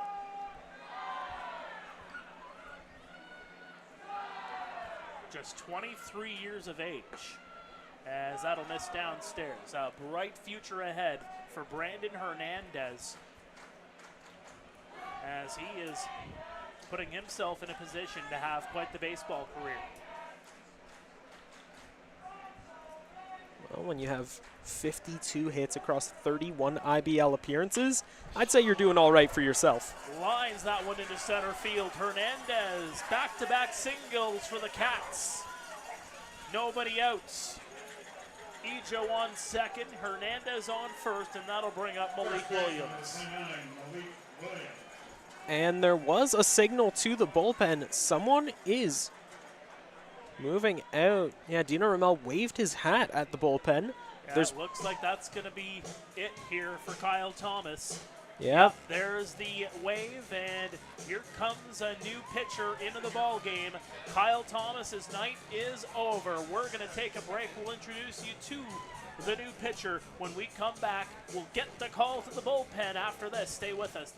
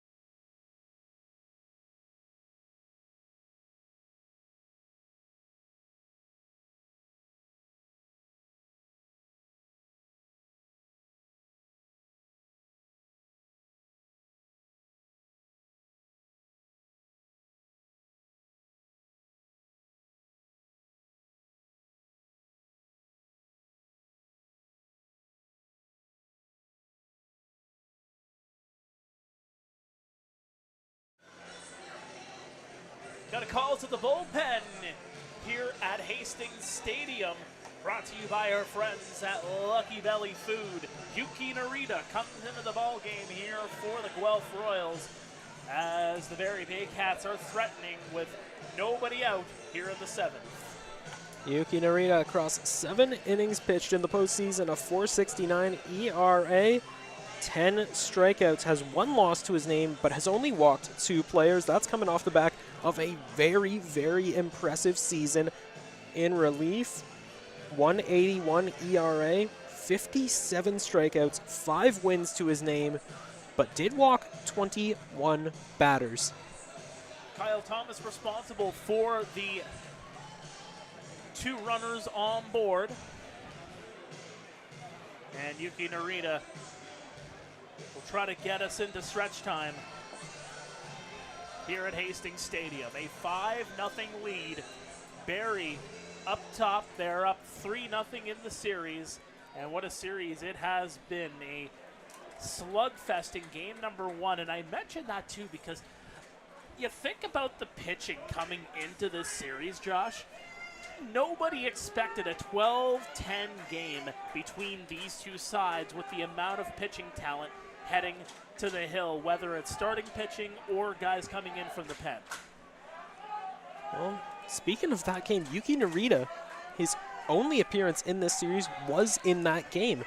He threw some great stuff across 3 innings, gave up just 1 run, 7 hits, struck out 3. A .470 ERA from that game, 183 whip. So he's really fantastic, but this series, He's been a little slow out of the gates, but pitching has been such a big factor for both of these teams all throughout the postseason. I mean, you got the best of the best in the IBL going head-to-head on the mound. Something you absolutely love to see, and Yuki Narita, he's in that upper class. First couple of offerings to Malik Williams in for strikes. He paints the outside edge for strike number 2. As the Let's Go Royals chants echo yet again. Yuki, couple of looks over at second base. The offering to Williams, the runners go, and that'll be launched into foul territory.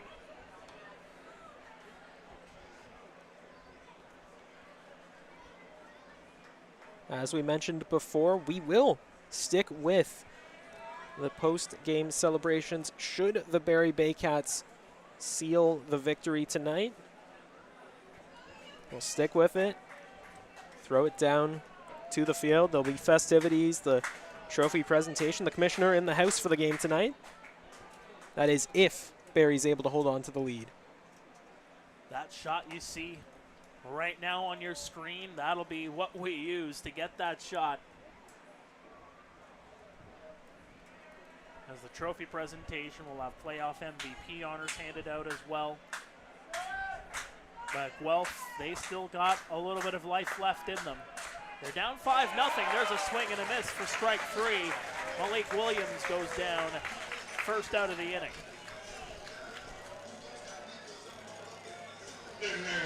Yuki throwing gas right out of the gate, but something he does really well and something that's really endeared him to the fans is the odd way he can just mix fastballs in with changeups, with sliders, with curveballs, just with fascinating ease.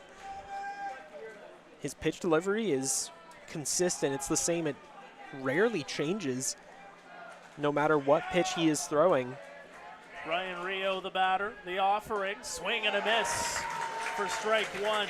Rio 2 for 3 tonight. His first 2 hits of this final. A couple of biggies here for the Baycats. Narita with the offering on the 0-1. That'll be sent into foul territory right near the beer garden. Well, Rio has been a staple of the Baycats organization. In his 7th year, was around for more than a few of the championships during the 6-peat.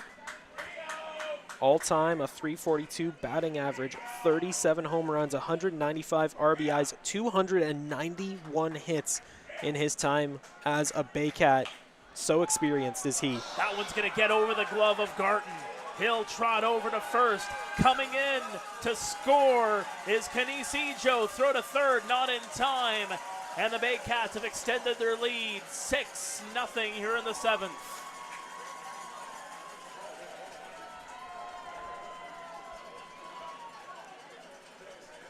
A hopper off of Garton. It is going to be a hit for Ryan Rio. And forget the first 3 games. Ryan Rio is putting on a show here in game number 4. If playoff MVP were decided on just one night only, my money would, batting-wise, have to go to Ryan Rio. He has really come up clutch here in Game 4 of the IBL Championship Finals. Nolan Macabrota's had himself quite the night. 2 for 3, a couple of doubles, one of them being a ground rule double. Takes one for ball 1.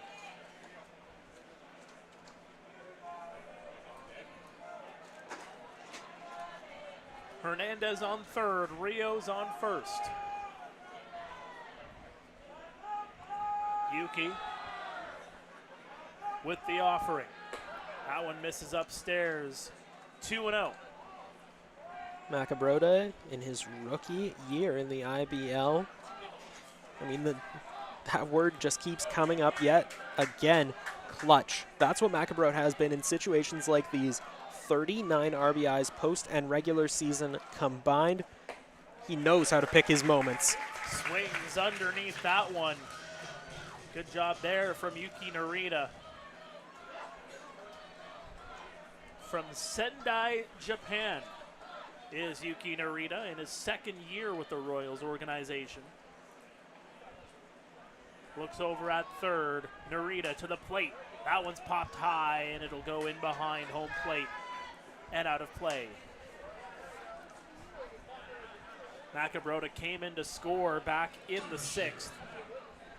Part of a 2-run inning.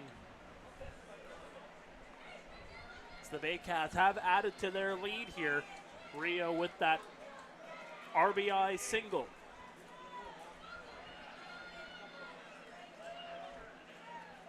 Narita throws to the plate, swing and a miss. And Macabrota goes down. 2 strikeouts in the inning now for Yuki Narita, but now facing arguably his toughest test yet as Hayden Jaco steps up to the plate. Jaco singled back in the 6th. It's 1 for 3 tonight. He's got that playoff experience. A big game situation. Runners on the corners here with 2 away. Already a 6-0 lead for the Cats as Jaco has that one go off the end of the bat and into foul territory.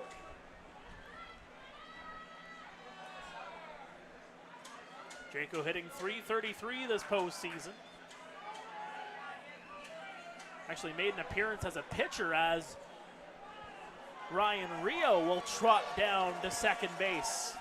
Call that defensive indifference, perhaps. Yeah, the Royals were content to let him take it. That'll be indifference indeed. Big man's got wheels. He was off like a rocket. So now first base is open for Jaco. And that takes away the double play as Jaco will put that one a mile high into left field. Patterson gets underneath it to make the catch. We're heading to stretch time here at Hastings Stadium. The Barrie Baycats with a 6-0 lead, looking to claim their 8th IBL championship in franchise history. Still a little bit of runway left to go. Stay with us. This is Game 4 of the IBL Final on Guelph Royals TV.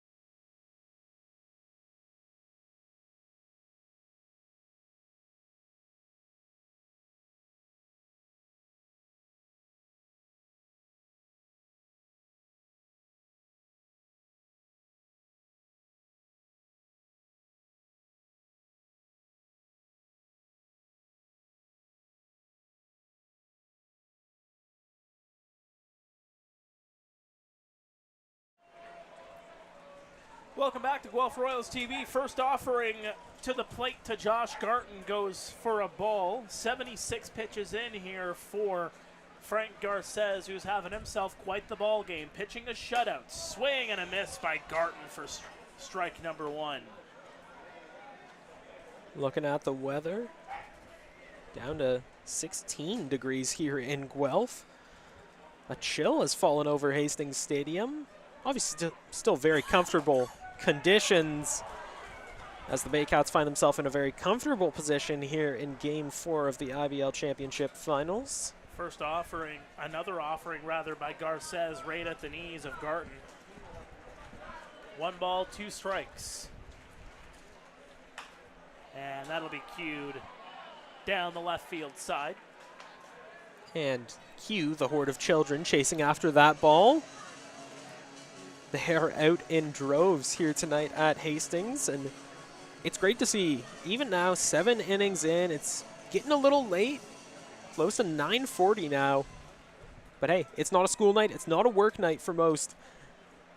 So the stands and the field are still packed to the brims. Swing and a miss by Garton for strike 3. Garces chases just his 4th strikeout for the ball game here for Garces. A lot of contact made here by the Royals, and we've seen that all throughout this series. But Garces, doesn't always need all the strikeouts. He's got the defense to work out for him. That's a testament to his efficiency, that he can just go out there,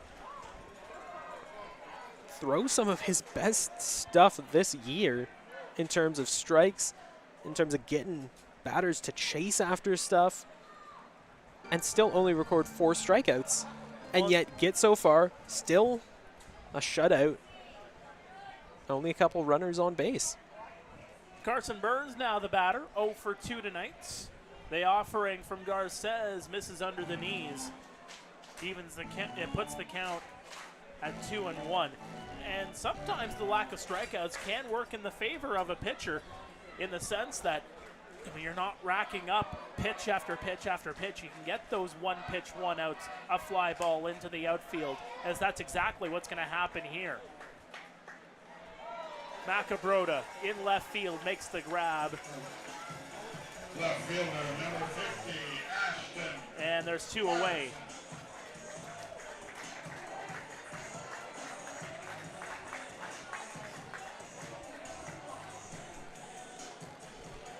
So 2 away here for Ashton Patterson here in the 7th. If the Royals want to climb back in this game and in this series, it's got to start now.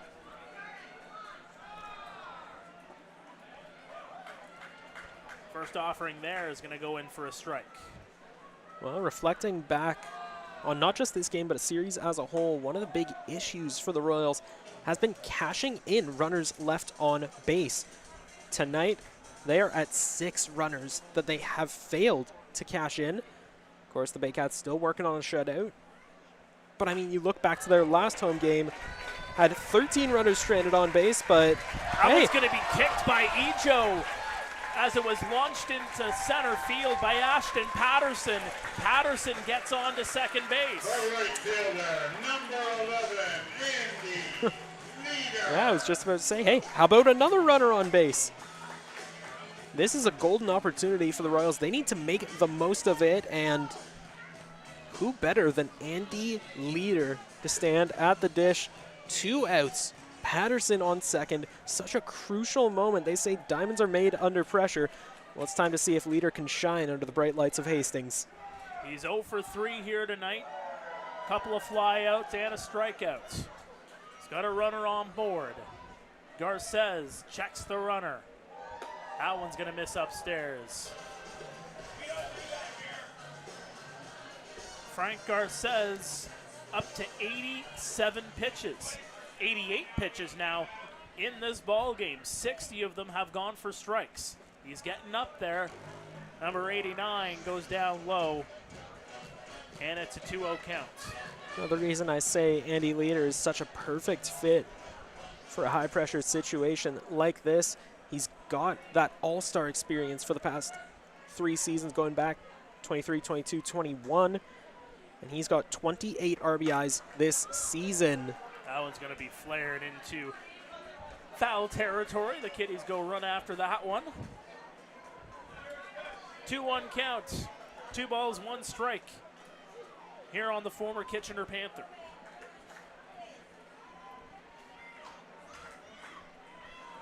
The offering. Another one. Same position, same result. Foul territory it goes. Leader now facing a 2-2 count. Something I've noticed, just keeping an eye on the way Garces is pitching to these different batters. With righties, he goes low and inside. Lefties, about mid to high range and outside. Very interesting strategy, and he keeps changing it up, keeps these hitters guessing, and it's worked in the Baycats' favor. Chopper grabbed there by Ando, over to first, and he got him. Taka Matsuda punches out Andy Leader. The fans cannot believe it, but the call is final, and we head to the 8th. The Barrie Baycats 6, the Guelph Royals no score. Stay with us. This is Game 4 of the IBL Final on Guelph Royals TV.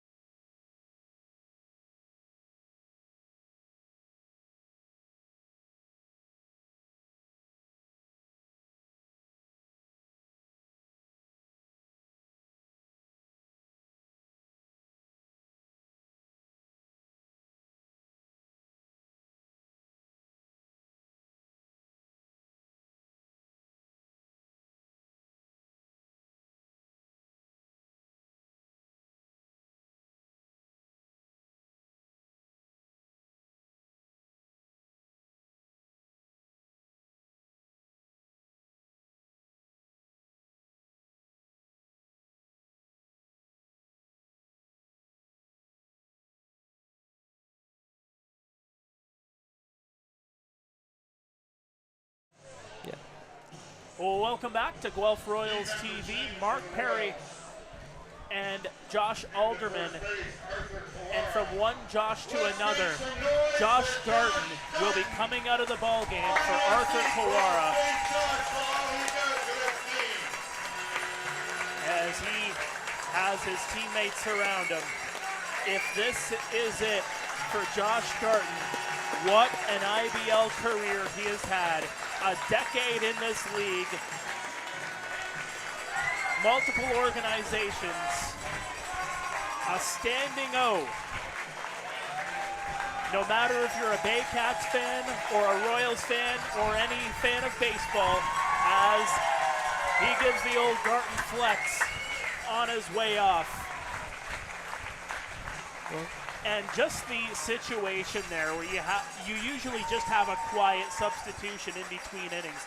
As let's take a shot there as Dino Ramel gives a hug to Josh Garton as he walks off the field, perhaps for the final time here in the IBL. It really looks like it.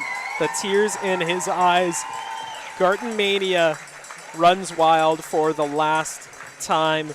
Hugs for everyone, the volunteers, the Bat Boys, everyone, and you can just see the emotion on his face.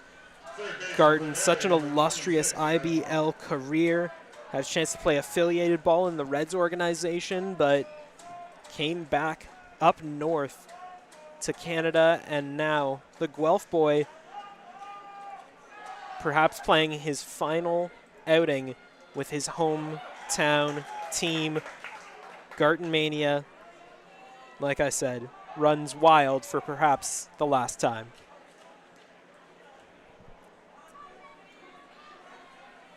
To the baseball game we go. It's Adam Odd at the dish as he takes one down low. It's a 1-1 count. Garton, of course, a member of the Kitchener Panthers in 2017. When the Royals did not field a team in 2021, Garton went over to Hamilton to play for the Cardinals. Holds off on the swing, did Adam Odd. But it misses up and in. 2 balls, 1 strike. Odd 0 for 3 here in game number 4. Yuki Narita still on the hill. That delayed kick puts one upstairs. 3-1. Adam Odd has gotten out pretty much every way imaginable. He flew out his first time up, struck out his second time up, and then grounded out his third time up. Now looking to break through here in the top of the 8th. Swing and a miss. Full count. Yuki Narita would love to try to get through this 8th inning unscathed. The Baycats are in control of this one, up by 6. The 3-2 offering, swing and a miss. First out of the inning as Odd goes down swinging. And I know we don't have a camera over there, but right now Josh Garton, tears coming down his face. He is just spending some time with his family. Big hugs for the kids, and yeah, by the looks of it, it is curtains for the mountain of muscle. The friendly giant, Josh Garton, an icon of the IBL, an icon of the Guelph Royals, goes out swinging with his hometown team. A 1-0 count here on Royce Ando.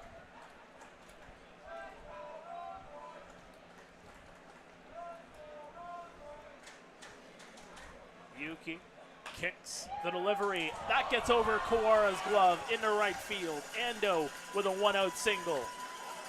Well, getting the ball over Kawara's glove is a very tall task, literally.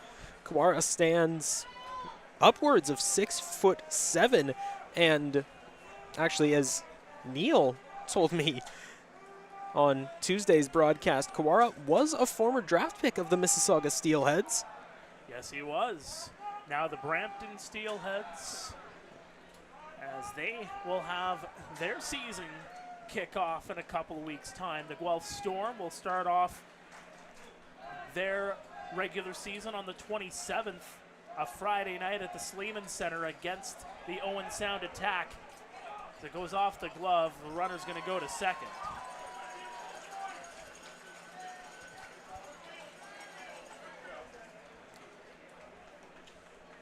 Well, it's going to be... Sadlon Arena will be bumping for the Barrie Colts as well in a couple weeks' time, as they will start their season right around the same night, as they will be on the road against Sudbury on the Friday night, the 27th. Home opener for Barrie, by the way, will come the following night, Saturday, September 28th, against the North Bay Battalion. 1-1 count here on Kyle Maves. Inside, way out of the strike zone there, 2-1.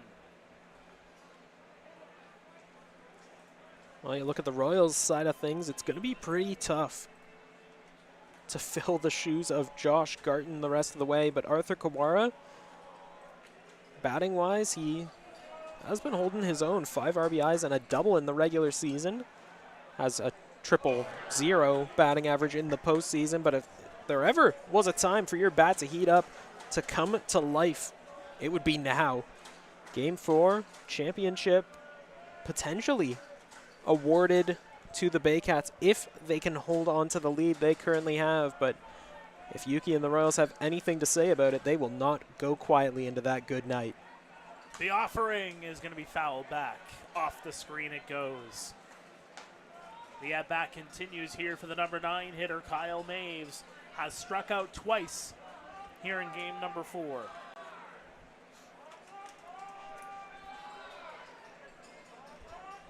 Approaching 10 o'clock Eastern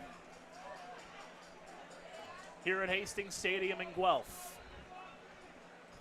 A Saturday night under the lights. Good job there by Torres. He keeps that last one in front of him.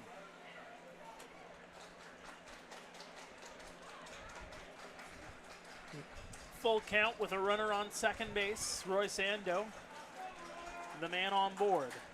Kyle Maves, no stranger to full counts. Has 5 walks in the postseason and walked back in the 3rd. Came around to score. Looking to replicate that here in the 8th. Couple looks over to Ando. Swing and a miss. Strike 3. Yuki gets the punch out. And there's 2 away.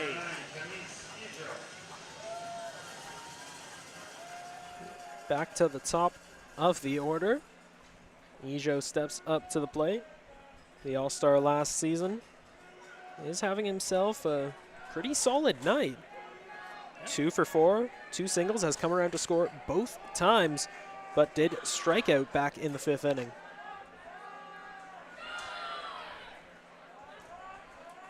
Yuki will get set to face Ijo. The first offering upstairs, in on the hands.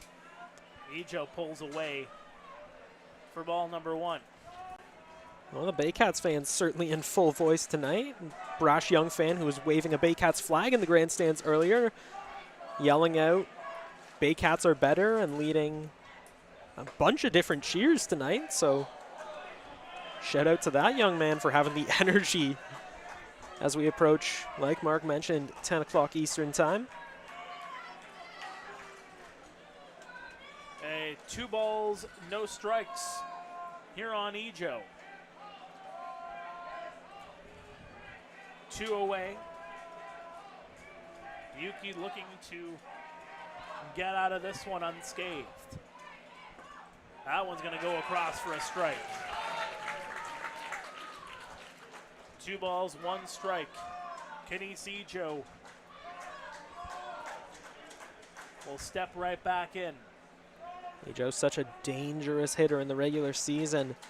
28 RBIs, 5 home runs, 17 doubles. He'd welcome any of those here in the 8th inning of Game 4 of the IBL Championship Series. Takes one well inside.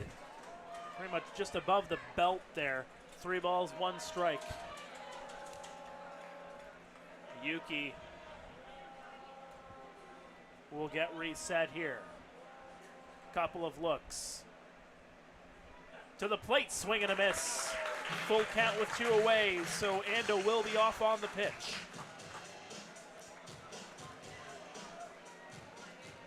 Ijo calls for time, takes a second to collect his thoughts, readjust his batting gloves. As once again, the Baycats fans come to life. Here we go, Baycats is the chant they're currently on, but Royals fans responding in kind, willing Yuki to get the strikeout and get out of the jam. Swing and a miss. 3 strikeouts for Yuki Narita here in the 8th. But the Baycats remain up 6-0 as we head to the bottom of the inning. For the Royals, upcoming here, it will be Moro, Torres, and Takamatsu. Stay with us. This is Game 4 coverage of the IBL Final here on Guelph Royals TV.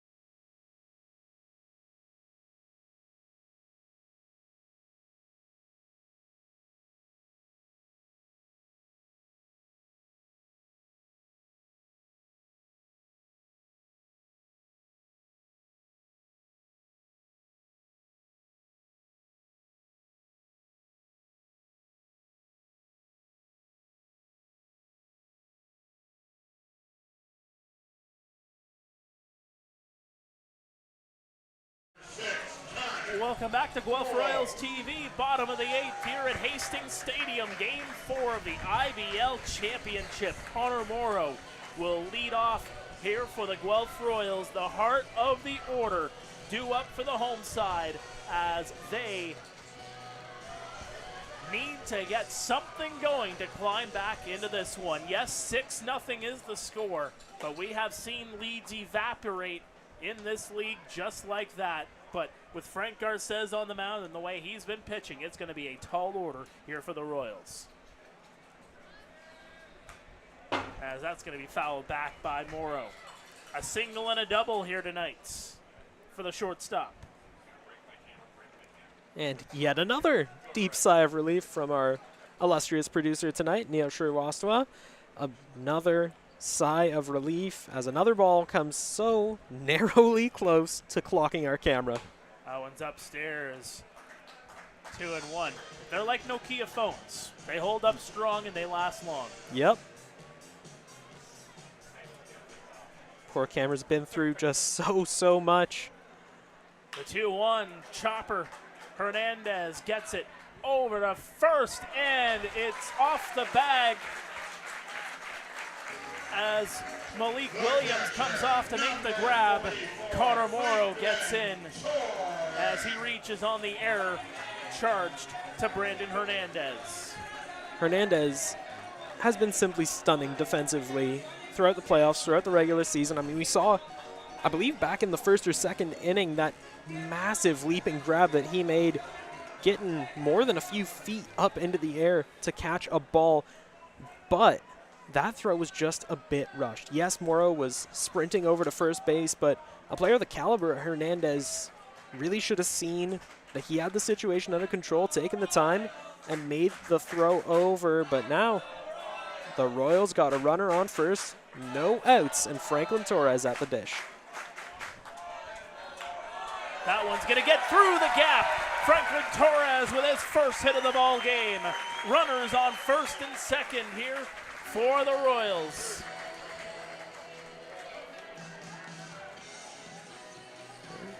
The Baycats think they're going to get away with this game. Garrett Takamatsu is trying to prove them wrong here. 2 runners on base, still no outs in the inning, and Takamatsu, as we mentioned before, has just been so reliable in the playoffs and the regular season. 45 RBIs, regular and postseason combined. 6 home runs.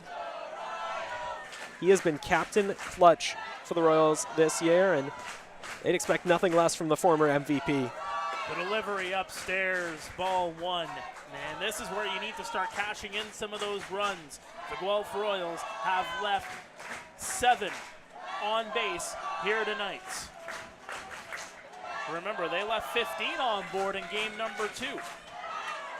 And the 1-0, that one's going to miss outside as more of the Baycats faithful run across in front of our fans here in Guelph. Drawing some boo birds. Hey, it's all about gamesmanship and sportsmanship. You gotta love it. 2 balls, no strikes here on Takamatsu. Garces waiting to see if there's anything he likes, and looks like Tak is gonna call for time here. It takes a second. Could just be my games as well. Trying to throw Garces off. He was settling into a steady rhythm between the pitches, but Takamatsu trying to throw him off. He flies it into right field, and coming over to make the catch is Kyle Maves. Over to third goes Morrow as he touches the bag after the catch. Runners on the corners with 1 out here for Ethan Hammond. Hammond, the young gun, has already reached base tonight, and regular and postseason combined has 18 RBIs. In the postseason, has 15 hits, including tonight's game. Has scored 9 runs himself, has walked 8 times. But let's be honest here, Mark, he would welcome any of those here in what is really turning into crunch time of Game 4. First offering is upstairs. Ball 1. Frank Garces approaching He is over the century mark now. In fact, that is pitch number 102. The 1-0. It'll be sent into foul territory.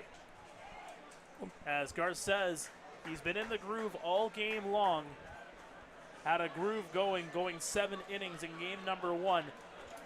Just looking to shut things down. He doesn't want any help from the bullpen here tonight. Well, looking at the playoffs so far, only 2 teams have recorded a shutout. And can you guess which ones? Royals and the Baycats. That one's into left field. Grab there made by Macabroda. Throw into home. Not in time, and the Royals are on the board. Connor Morrow comes in to score with 2 away. It's 6-1. A little bit of life here for the Guelph Royals. Well, there goes the shutout that Garces was putting up. He has been simply electric all night long. And you can see him signaling to his infielders, his outfielders to calm down, to settle down a little. Almost a reassuring gesture like, okay, I know what happened, but I got this. A look of confidence on the face of Garces as he steps back on the mound. Baycats lead now down to 5. Garces, a look over to first. Chopper right through the hole into left field. J.D. Williams with a base hit. As the Royals start to get on Frank Garces here in inning number 8. But the question is going to be, is it too little, too late? Here in this one, the Royals, it's still a big hole that they have to overcome here down by 5, but you just never know. Well, possibly the most famous baseball quote of all time is, "It ain't over till it's over." And we've seen, even in this series, how quickly games can turn on a dime, how quickly leads can be lost and wins can be wiped away. Flared up high. Foul territory. Malik Williams gets underneath it. He'll make the catch, and that'll do it here for the inning. That was Arthur Kawara who popped that first offering up in his first at-bat of the ball game. The Guelph Royals trail 6-1. The Barrie Baycats 3 outs away from glory. To the 9th we go here from Hastings Stadium. Stay with us. This is Game 4 coverage of the IBL Final on Guelph Royals TV.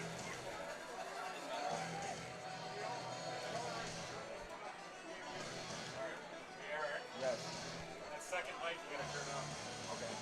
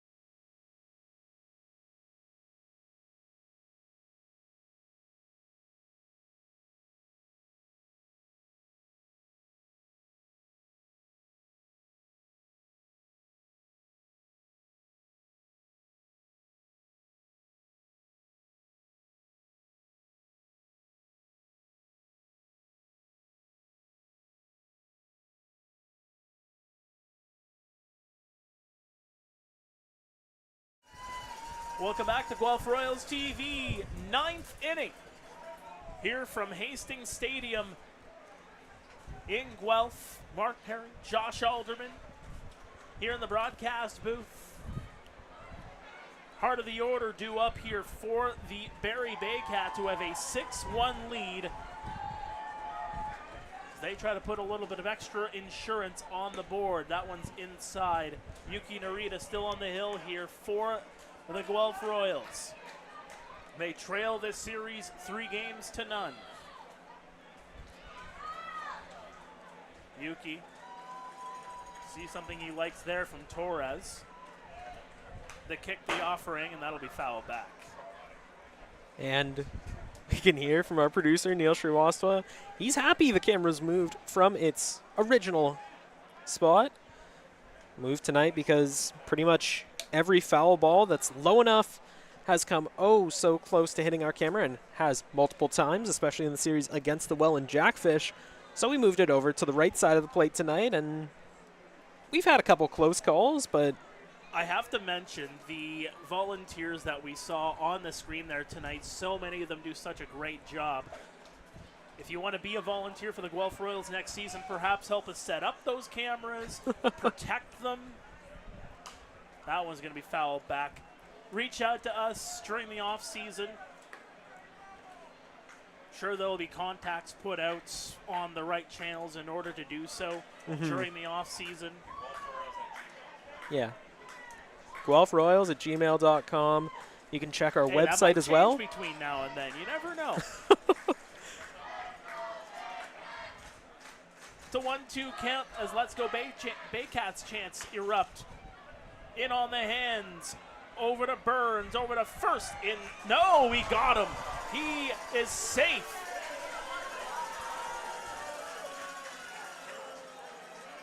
Hernandez on with an infield hit. Well, that was a very close call there, partner. Could have gone either way, but perhaps the second most famous baseball adage of all time is tie goes to the runner. Hernandez is aboard. No outs here in the top of the 9th inning. And, yeah, the volunteers here at Hastings with the Royals, they are the lifeblood of this organization. They keep things going, so anything at all, concessions, ticket takers, human shields for the cameras. Flare into right field. Andy Leader gets underneath it about a few feet in front of the warning track. He'll make the catch. Count that as an F9. Malik Williams retired here in the 9th. Ryan Rio now the batter. 3 singles in this ball game.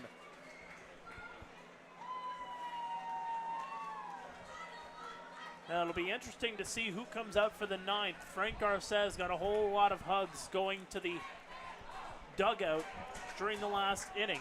Does he come out to try and get the complete game to finish this one off? We'll have to see. Still a little bit of runway to go before that. Ryan Rio swing and a miss. Well, knowing Frank Garces, it's going to take a lot to stop him from getting back on the field. But yeah, like you said, Mark, based on those hugs, the handshakes, and everything as he headed back to the dugout, his night may be over. We still don't quite see any activity in the Baycats bullpen, but from where we're sitting, it's a little tougher to see the Barrie bullpen, the visitors' bullpen, as it is the Royals' bullpen. 1 ball, 1 strike here on Ryan Rio. Took the last pitch in from Yuki Narita. He waits, he deals, and that's launched deep into right center. It's going to drop, and Ryan Rio has 4 singles here tonight. Ryan Rio is El Fuego here in game number 4. Big man is wheeling and dealing tonight. And like I mentioned earlier, batter, hitter-wise, I don't think there's been anyone better than Ryan Rio tonight for the Baycats. If the MVP were awarded simply based on batting performance tonight, it is that man over at first, the big man who already has a stolen base in this contest. It is Ryan Rio. That one's going to go in for strike 1 on Nolan Macabrota. You take a look at the batting statistics throughout these playoffs. Hernandez up there with a 529. Adam Ott, a 439 average. Of course, this is coming into tonight. That one's going to go upstairs.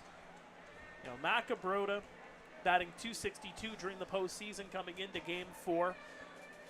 So for my money, you're probably going to look at guys like Hernandez. Adam Odd's got a pair of home runs, particularly in this final series. Odd could be that playoff MVP candidate. There's a swing and a miss for strike 2.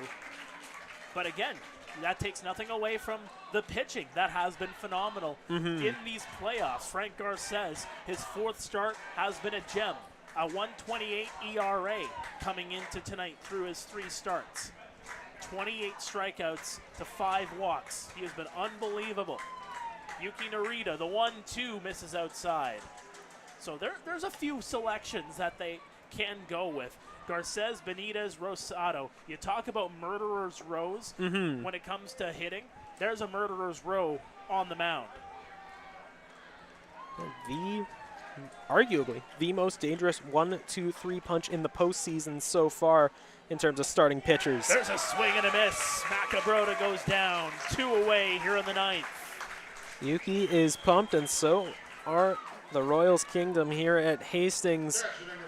So the Baycats down to their final out. Not that they need it. They are leading 6-1 here.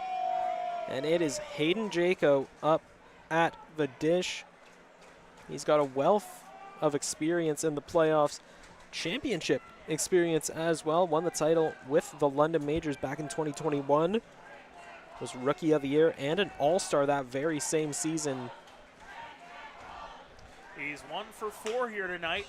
Chopper in the infield. Morrow fields it over to second. They'll get the force out. And we head to the bottom of the 9th. The Baycats 3 outs away from winning an IBL championship. The Royals looking to stave off elimination. We got the finish for you on the other side. Stay with us. This is Game 4 of the IBL Final on Guelph Royals TV.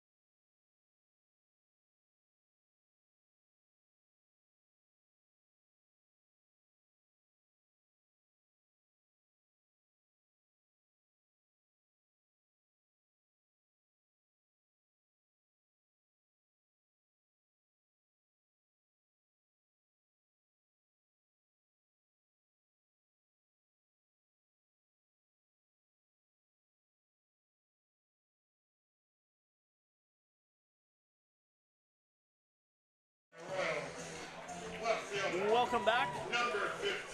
Bottom of the 9th here at Hastings Stadium. Carson Burns will lead things off here for the Guelph Royals. Brad Grieveson will come into the ball game here for the Barrie Baycats after a phenomenal performance from Frank Garces. He goes 8 innings, 8 hits, surrendered, gave up the 1 run. It was unearned. The player that crossed the plate reached on an error. Struck out 4, walked 1, 106 pitches. Frank Garces putting his stamp on this potential series clincher as that one misses upstairs for ball number 1 on Carson Burns. It'll be him, Patterson, and Leader due up here for the Guelph Royals here in the bottom of the 9th. As that one's going to be set through the gap. base hit to lead things off here for the former Baycats. And the new pitcher on the mound is Brad Graveson. In the postseason, has a 6.00 ERA across 3 innings pitched, has given up 1 walk and 4 hits. And in his last outing in the playoffs, which was against these very same Guelph Royals, right here at Hastings on Tuesday, went 2 innings, gave up just 1 hit, struck out 3, and recorded the save on that game. And now looking to just wrap things up here in the bottom of the 9th. That one's going to go right at the knees for strike 1. Ashton Patterson, a pair of singles here tonight. As Let's Go Royals chants erupt yet again. They're stomping their feet here at Hastings Stadium. Graveson deals a pair of strikes to Ashton. To the plate it goes, and that's going to get through. Back-to-back singles here for the Royals as they start to get things moving here facing elimination. Number 11, Andy Leader. Well, the pressure is on. It is do or die for your Guelph Royals. Their backs against the wall. Last 3 outs is all that stands between them and elimination. Heartbreaking elimination here in the IBL finals. The first offering to Leader is going to get right over to Williams. He gets it on the hop. He'll touch the bag. Leader's retired, but the runners will move forward. 3 unassisted is the play on your scorecard. And here comes Connor Morrow, who has reached base 3 different times here tonight.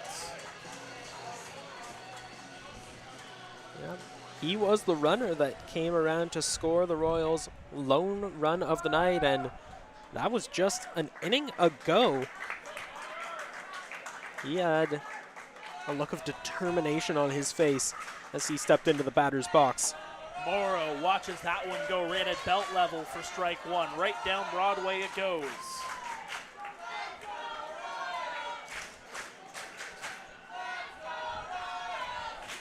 No balls, 1 strike here on Morrow.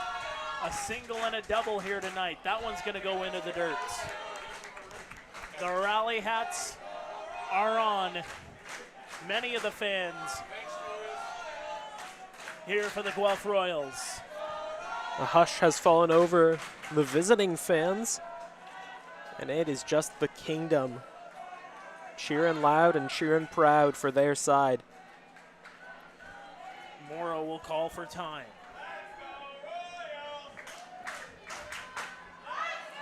He'll step back in. Even count 1-1. That one's going to miss. Jaco, a good job by him to keep that one from going back to the backstop. 2 balls, 1 strike. Graveson. The delivery, skied high into right center. Playable here for Kyle Maves. He'll make the catch in deep right field. The runners will advance, and the Royals have another one cross the plate. But they are down to their final outs. The catcher, number 44, Franklin. A sac fly, F9 for Connor Morrow. Carson Burns comes in to score. Patterson is on third. Franklin Torres, who is 1 for 4, is the last hope here for the Guelph Royals here in game number 4. Franklin Torres, who spent nearly 8 years in the Los Angeles Angels farm system, looking for his big moment. That one high. It's playable though. The catch is made. Kinesijo, the Barrie Baycats are IBL champions for 2024. Barrie has won their 8th and their first since 2019. They have swept the postseason. Sweeps against the Maple Leafs. the London Majors, and now a 4-game sweep of the Guelph Royals.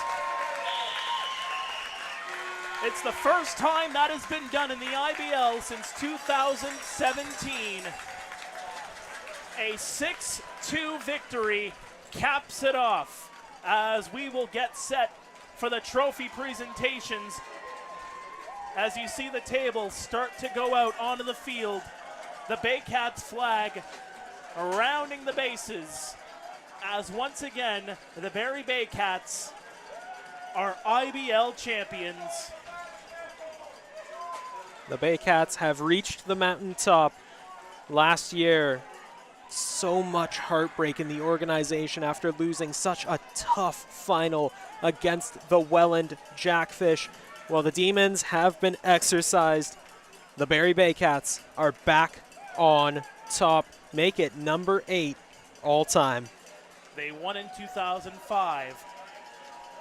They won in 2014, 15, 16, 17, 18, and 19, tying a league record with 6 straight championships. The last couple of years just weren't able to reach the mountaintop. Came close last year, came to within a couple of wins before the Welland Jackfish eliminated them, but they have exercised their demons of 2023, and they take out this, you can call it a Cinderella story for the Guelph Royals because nobody had them beating the Welland Jackfish in the semifinal. They come into this series, it was a 12-10 game in game number 1. And from there, Barrie just continued on a 3-0 win in game 2, a 6-1 win in game 3 on Thursday, and now 6-2 victory here tonight on a Saturday night under the lights at Hastings Stadium. As you see everybody getting in the handshakes and the hugs. Once this is complete, we'll see who the playoff MVP will be, and we'll see the trophy presentation of the Jack and Lynn Dominico Cup. For the Guelph Royals, this has been nothing short of a dream scenario.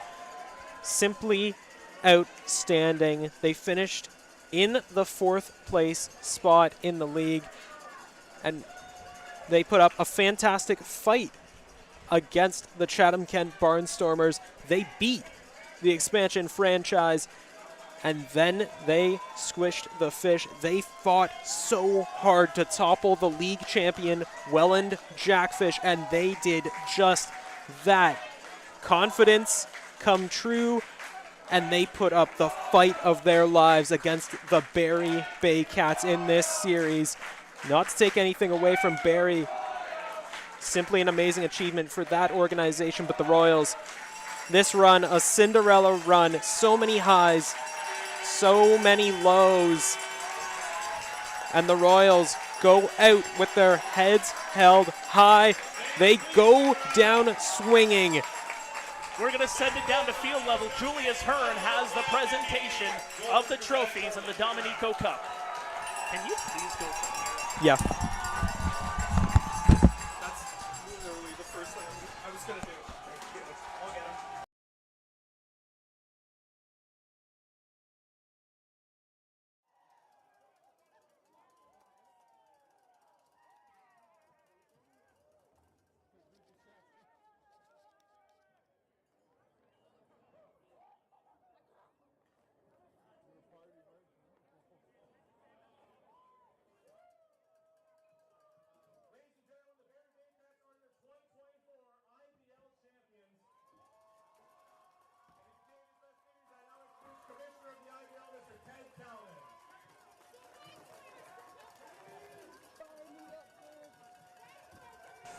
Thank you, Julian. Congratulations to Barrie on a tremendous playoffs. First, I want to acknowledge an amazing crowd here in the city of Guelph who really turned out to support the Royals. Thank you for coming. Thank you for your support. You were fantastic. 2024 is another rugby season in the IBL and across the entire league. Our indie is better than higher and our talent is better than higher. We're really excited. Several of our teams set franchise records for attendance as well, and we intend to continue to grow. So thank you for your support. I want to congratulate Guelph Royals with a tremendous season. Incredible team, so talented, so entertaining. I do watch the games, guys. You're a really good team. Congratulations to Sean Ford on a great operation season. And hat tip to Dean, Dino, Lionel, on a tremendous team from the hockey season. Congratulations.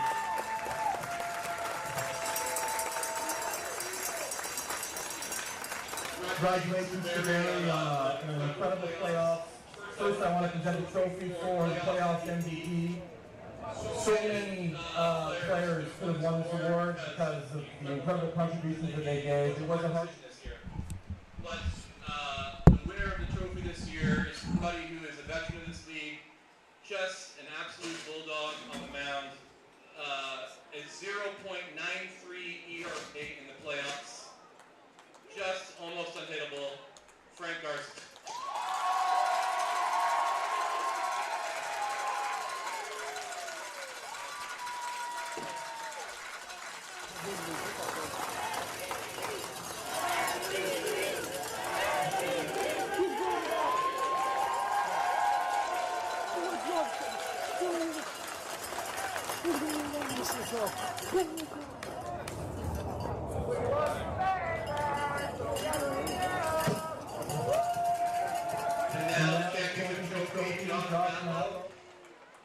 Congratulations, 10-0, a clean record in the playoffs, only trailed by a half an inning the entire playoffs.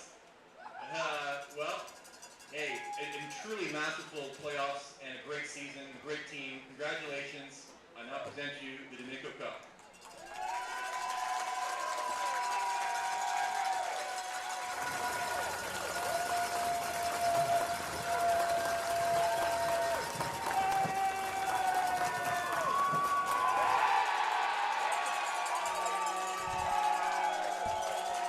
See it.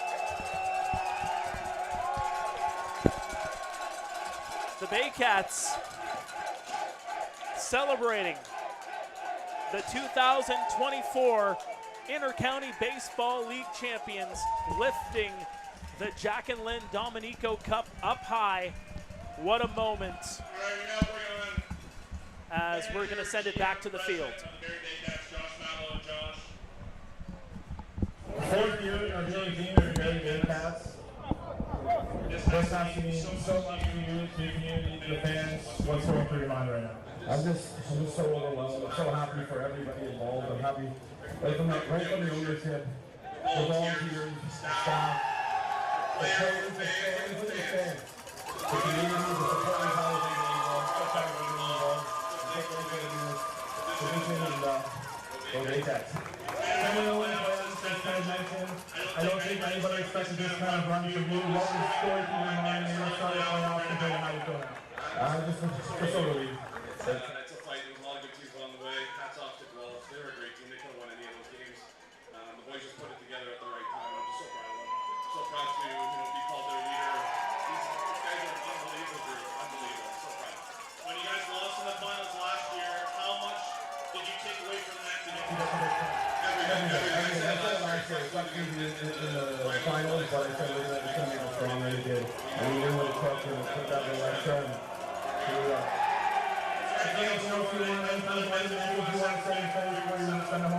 Just push a big thank you for all the support of the fans. Even the IBL. It's going in the right direction. I'm so proud to be a part of it. And everyone, I think, won this year in the playoffs. And I'm so celebrating with it. Josh, congratulations.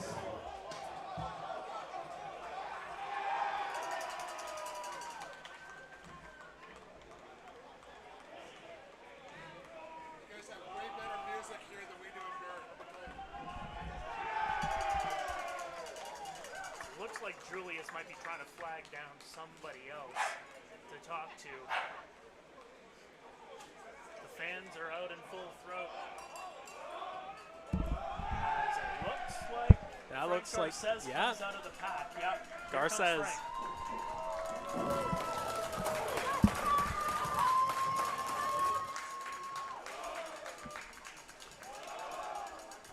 Playoff MVP, Frank Garces, along with What does it mean Brandon to be Hernandez. bestowed this incredible honor?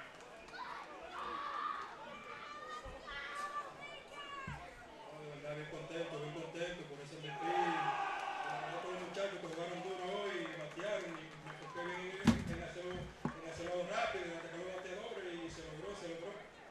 He worked hard, to get the batters out quickly, and he's proud of his teammates to get the job done, and we did what we had to do. What went into pitching against this Guelph Royals team that boasts a high-powered offense and you being able to get it done?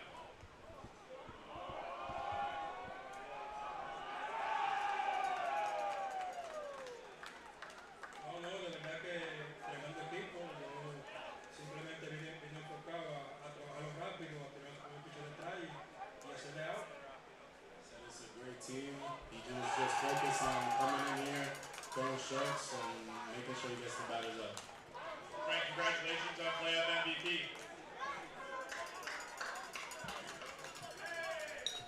Well, he threw a lot of strikes, did Frank Garces.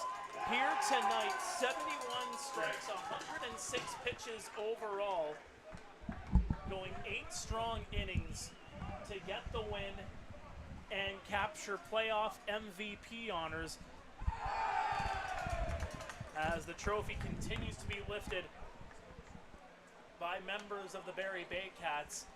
And it looks like we got Ryan Rio coming out of the pack here for the Barrie All right, Baycats. Ryan, this is your third IBL championship. What does this ring maybe mean more to you? The other one. She did it. I was part of the dynasty, and you know what? It was amazing to be part of that. But it's nice to feel that we're just very great with the guys that we did it, baby. We did it. The fun day, it's more fun as a Canadian in that hometown of yours. What does this mean to the community from your eyes? I mean, baseball is back. Boys are coming back again. I mean, I know I lost the world today. This is so amazing. I'm just so happy for our fans who showed up and supported today. All our fans back watching on YouTube stream. So we got the best fans in the IBL, baby. What went into the run and advisement to get that done from your perspective? Having someone back is so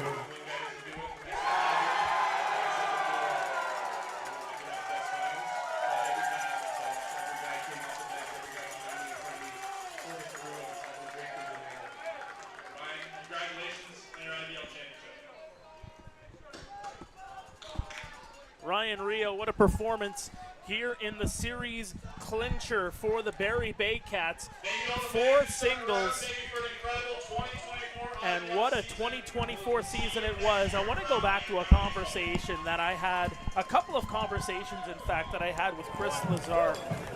You know, he was off with that torn labrum. He went into surgery, was looking for a team to go to here for 2024. And I remember having a few conversations after he chose the Baycats to be able to come into this franchise. And one thing that he really told me was just about how deep and how hungry this team was. You know, a lot of the friends that he has on this team as well, being able to bring everybody together. As mentioned, you heard it from Josh Matlow. They put everything into that loss in the final a year ago to the Llewellyn Jackfish. And here they are standing on September 14th, 2024 as IBL champions.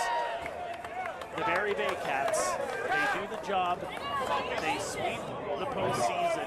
3 straight sweeps, the first time that's been done in 7 years, and an 8th championship overall for those that are the North Coast here in the IBL. Josh, final words going out of 2024. It was simply a magical season for the Baycats, for the Royals, for the IBL. One of the most exciting seasons, I believe, ever in IBL history, and the Baycats coming back after tasting defeat last season. It is very safe to say that this is a new dynasty. This is a new era of Baycats baseball, but the Guelph Royals They fought their hearts out. The ultimate underdogs, battling all their way to the final. And you can see off in the dugout, I know our cameras don't reach over there, the hugs, the handshakes, everyone just reveling in the moment that, darn it, we made it this far. We put up a fight against one of the best fighting forces the IBL has ever seen. The Royals are here to say maybe this is their turning point. Like Barrie a year ago, this is their momentum bringer. They are going to be back with a vengeance next year. What a season it has been, and I just like to say thank you to the Royals organization, to the Royals Kingdom for welcoming me in with open arms. What started as a simple substitution in the broadcast booth on Canada Day has turned into something I could only ever dream of. Ryan Eakin, Eli Pearl, Jacob Chappelle, our usual producer, and of course the two men in the booth with me now, Mark Perry and Neil Srivastava. All of them have brought me in to this little circle, this family of Royals broadcast staff, production staff, just fantastic people all around, great organization, even better people. It's been so fantastic learning under you guys and reveling in this experience. From Canada Day, a simple substitution in the booth, to now getting to call a championship final. It's been an absolute pleasure, gentlemen.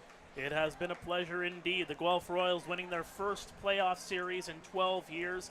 They make it back to the championship series for the first time in 20 years. And like you said, Josh, this could be that turning point for this Guelph Royals team to move on and get even better and possibly reach the promised land in 2025. As the celebration continues on the field, we're going to sign off. Thank you so much for joining us.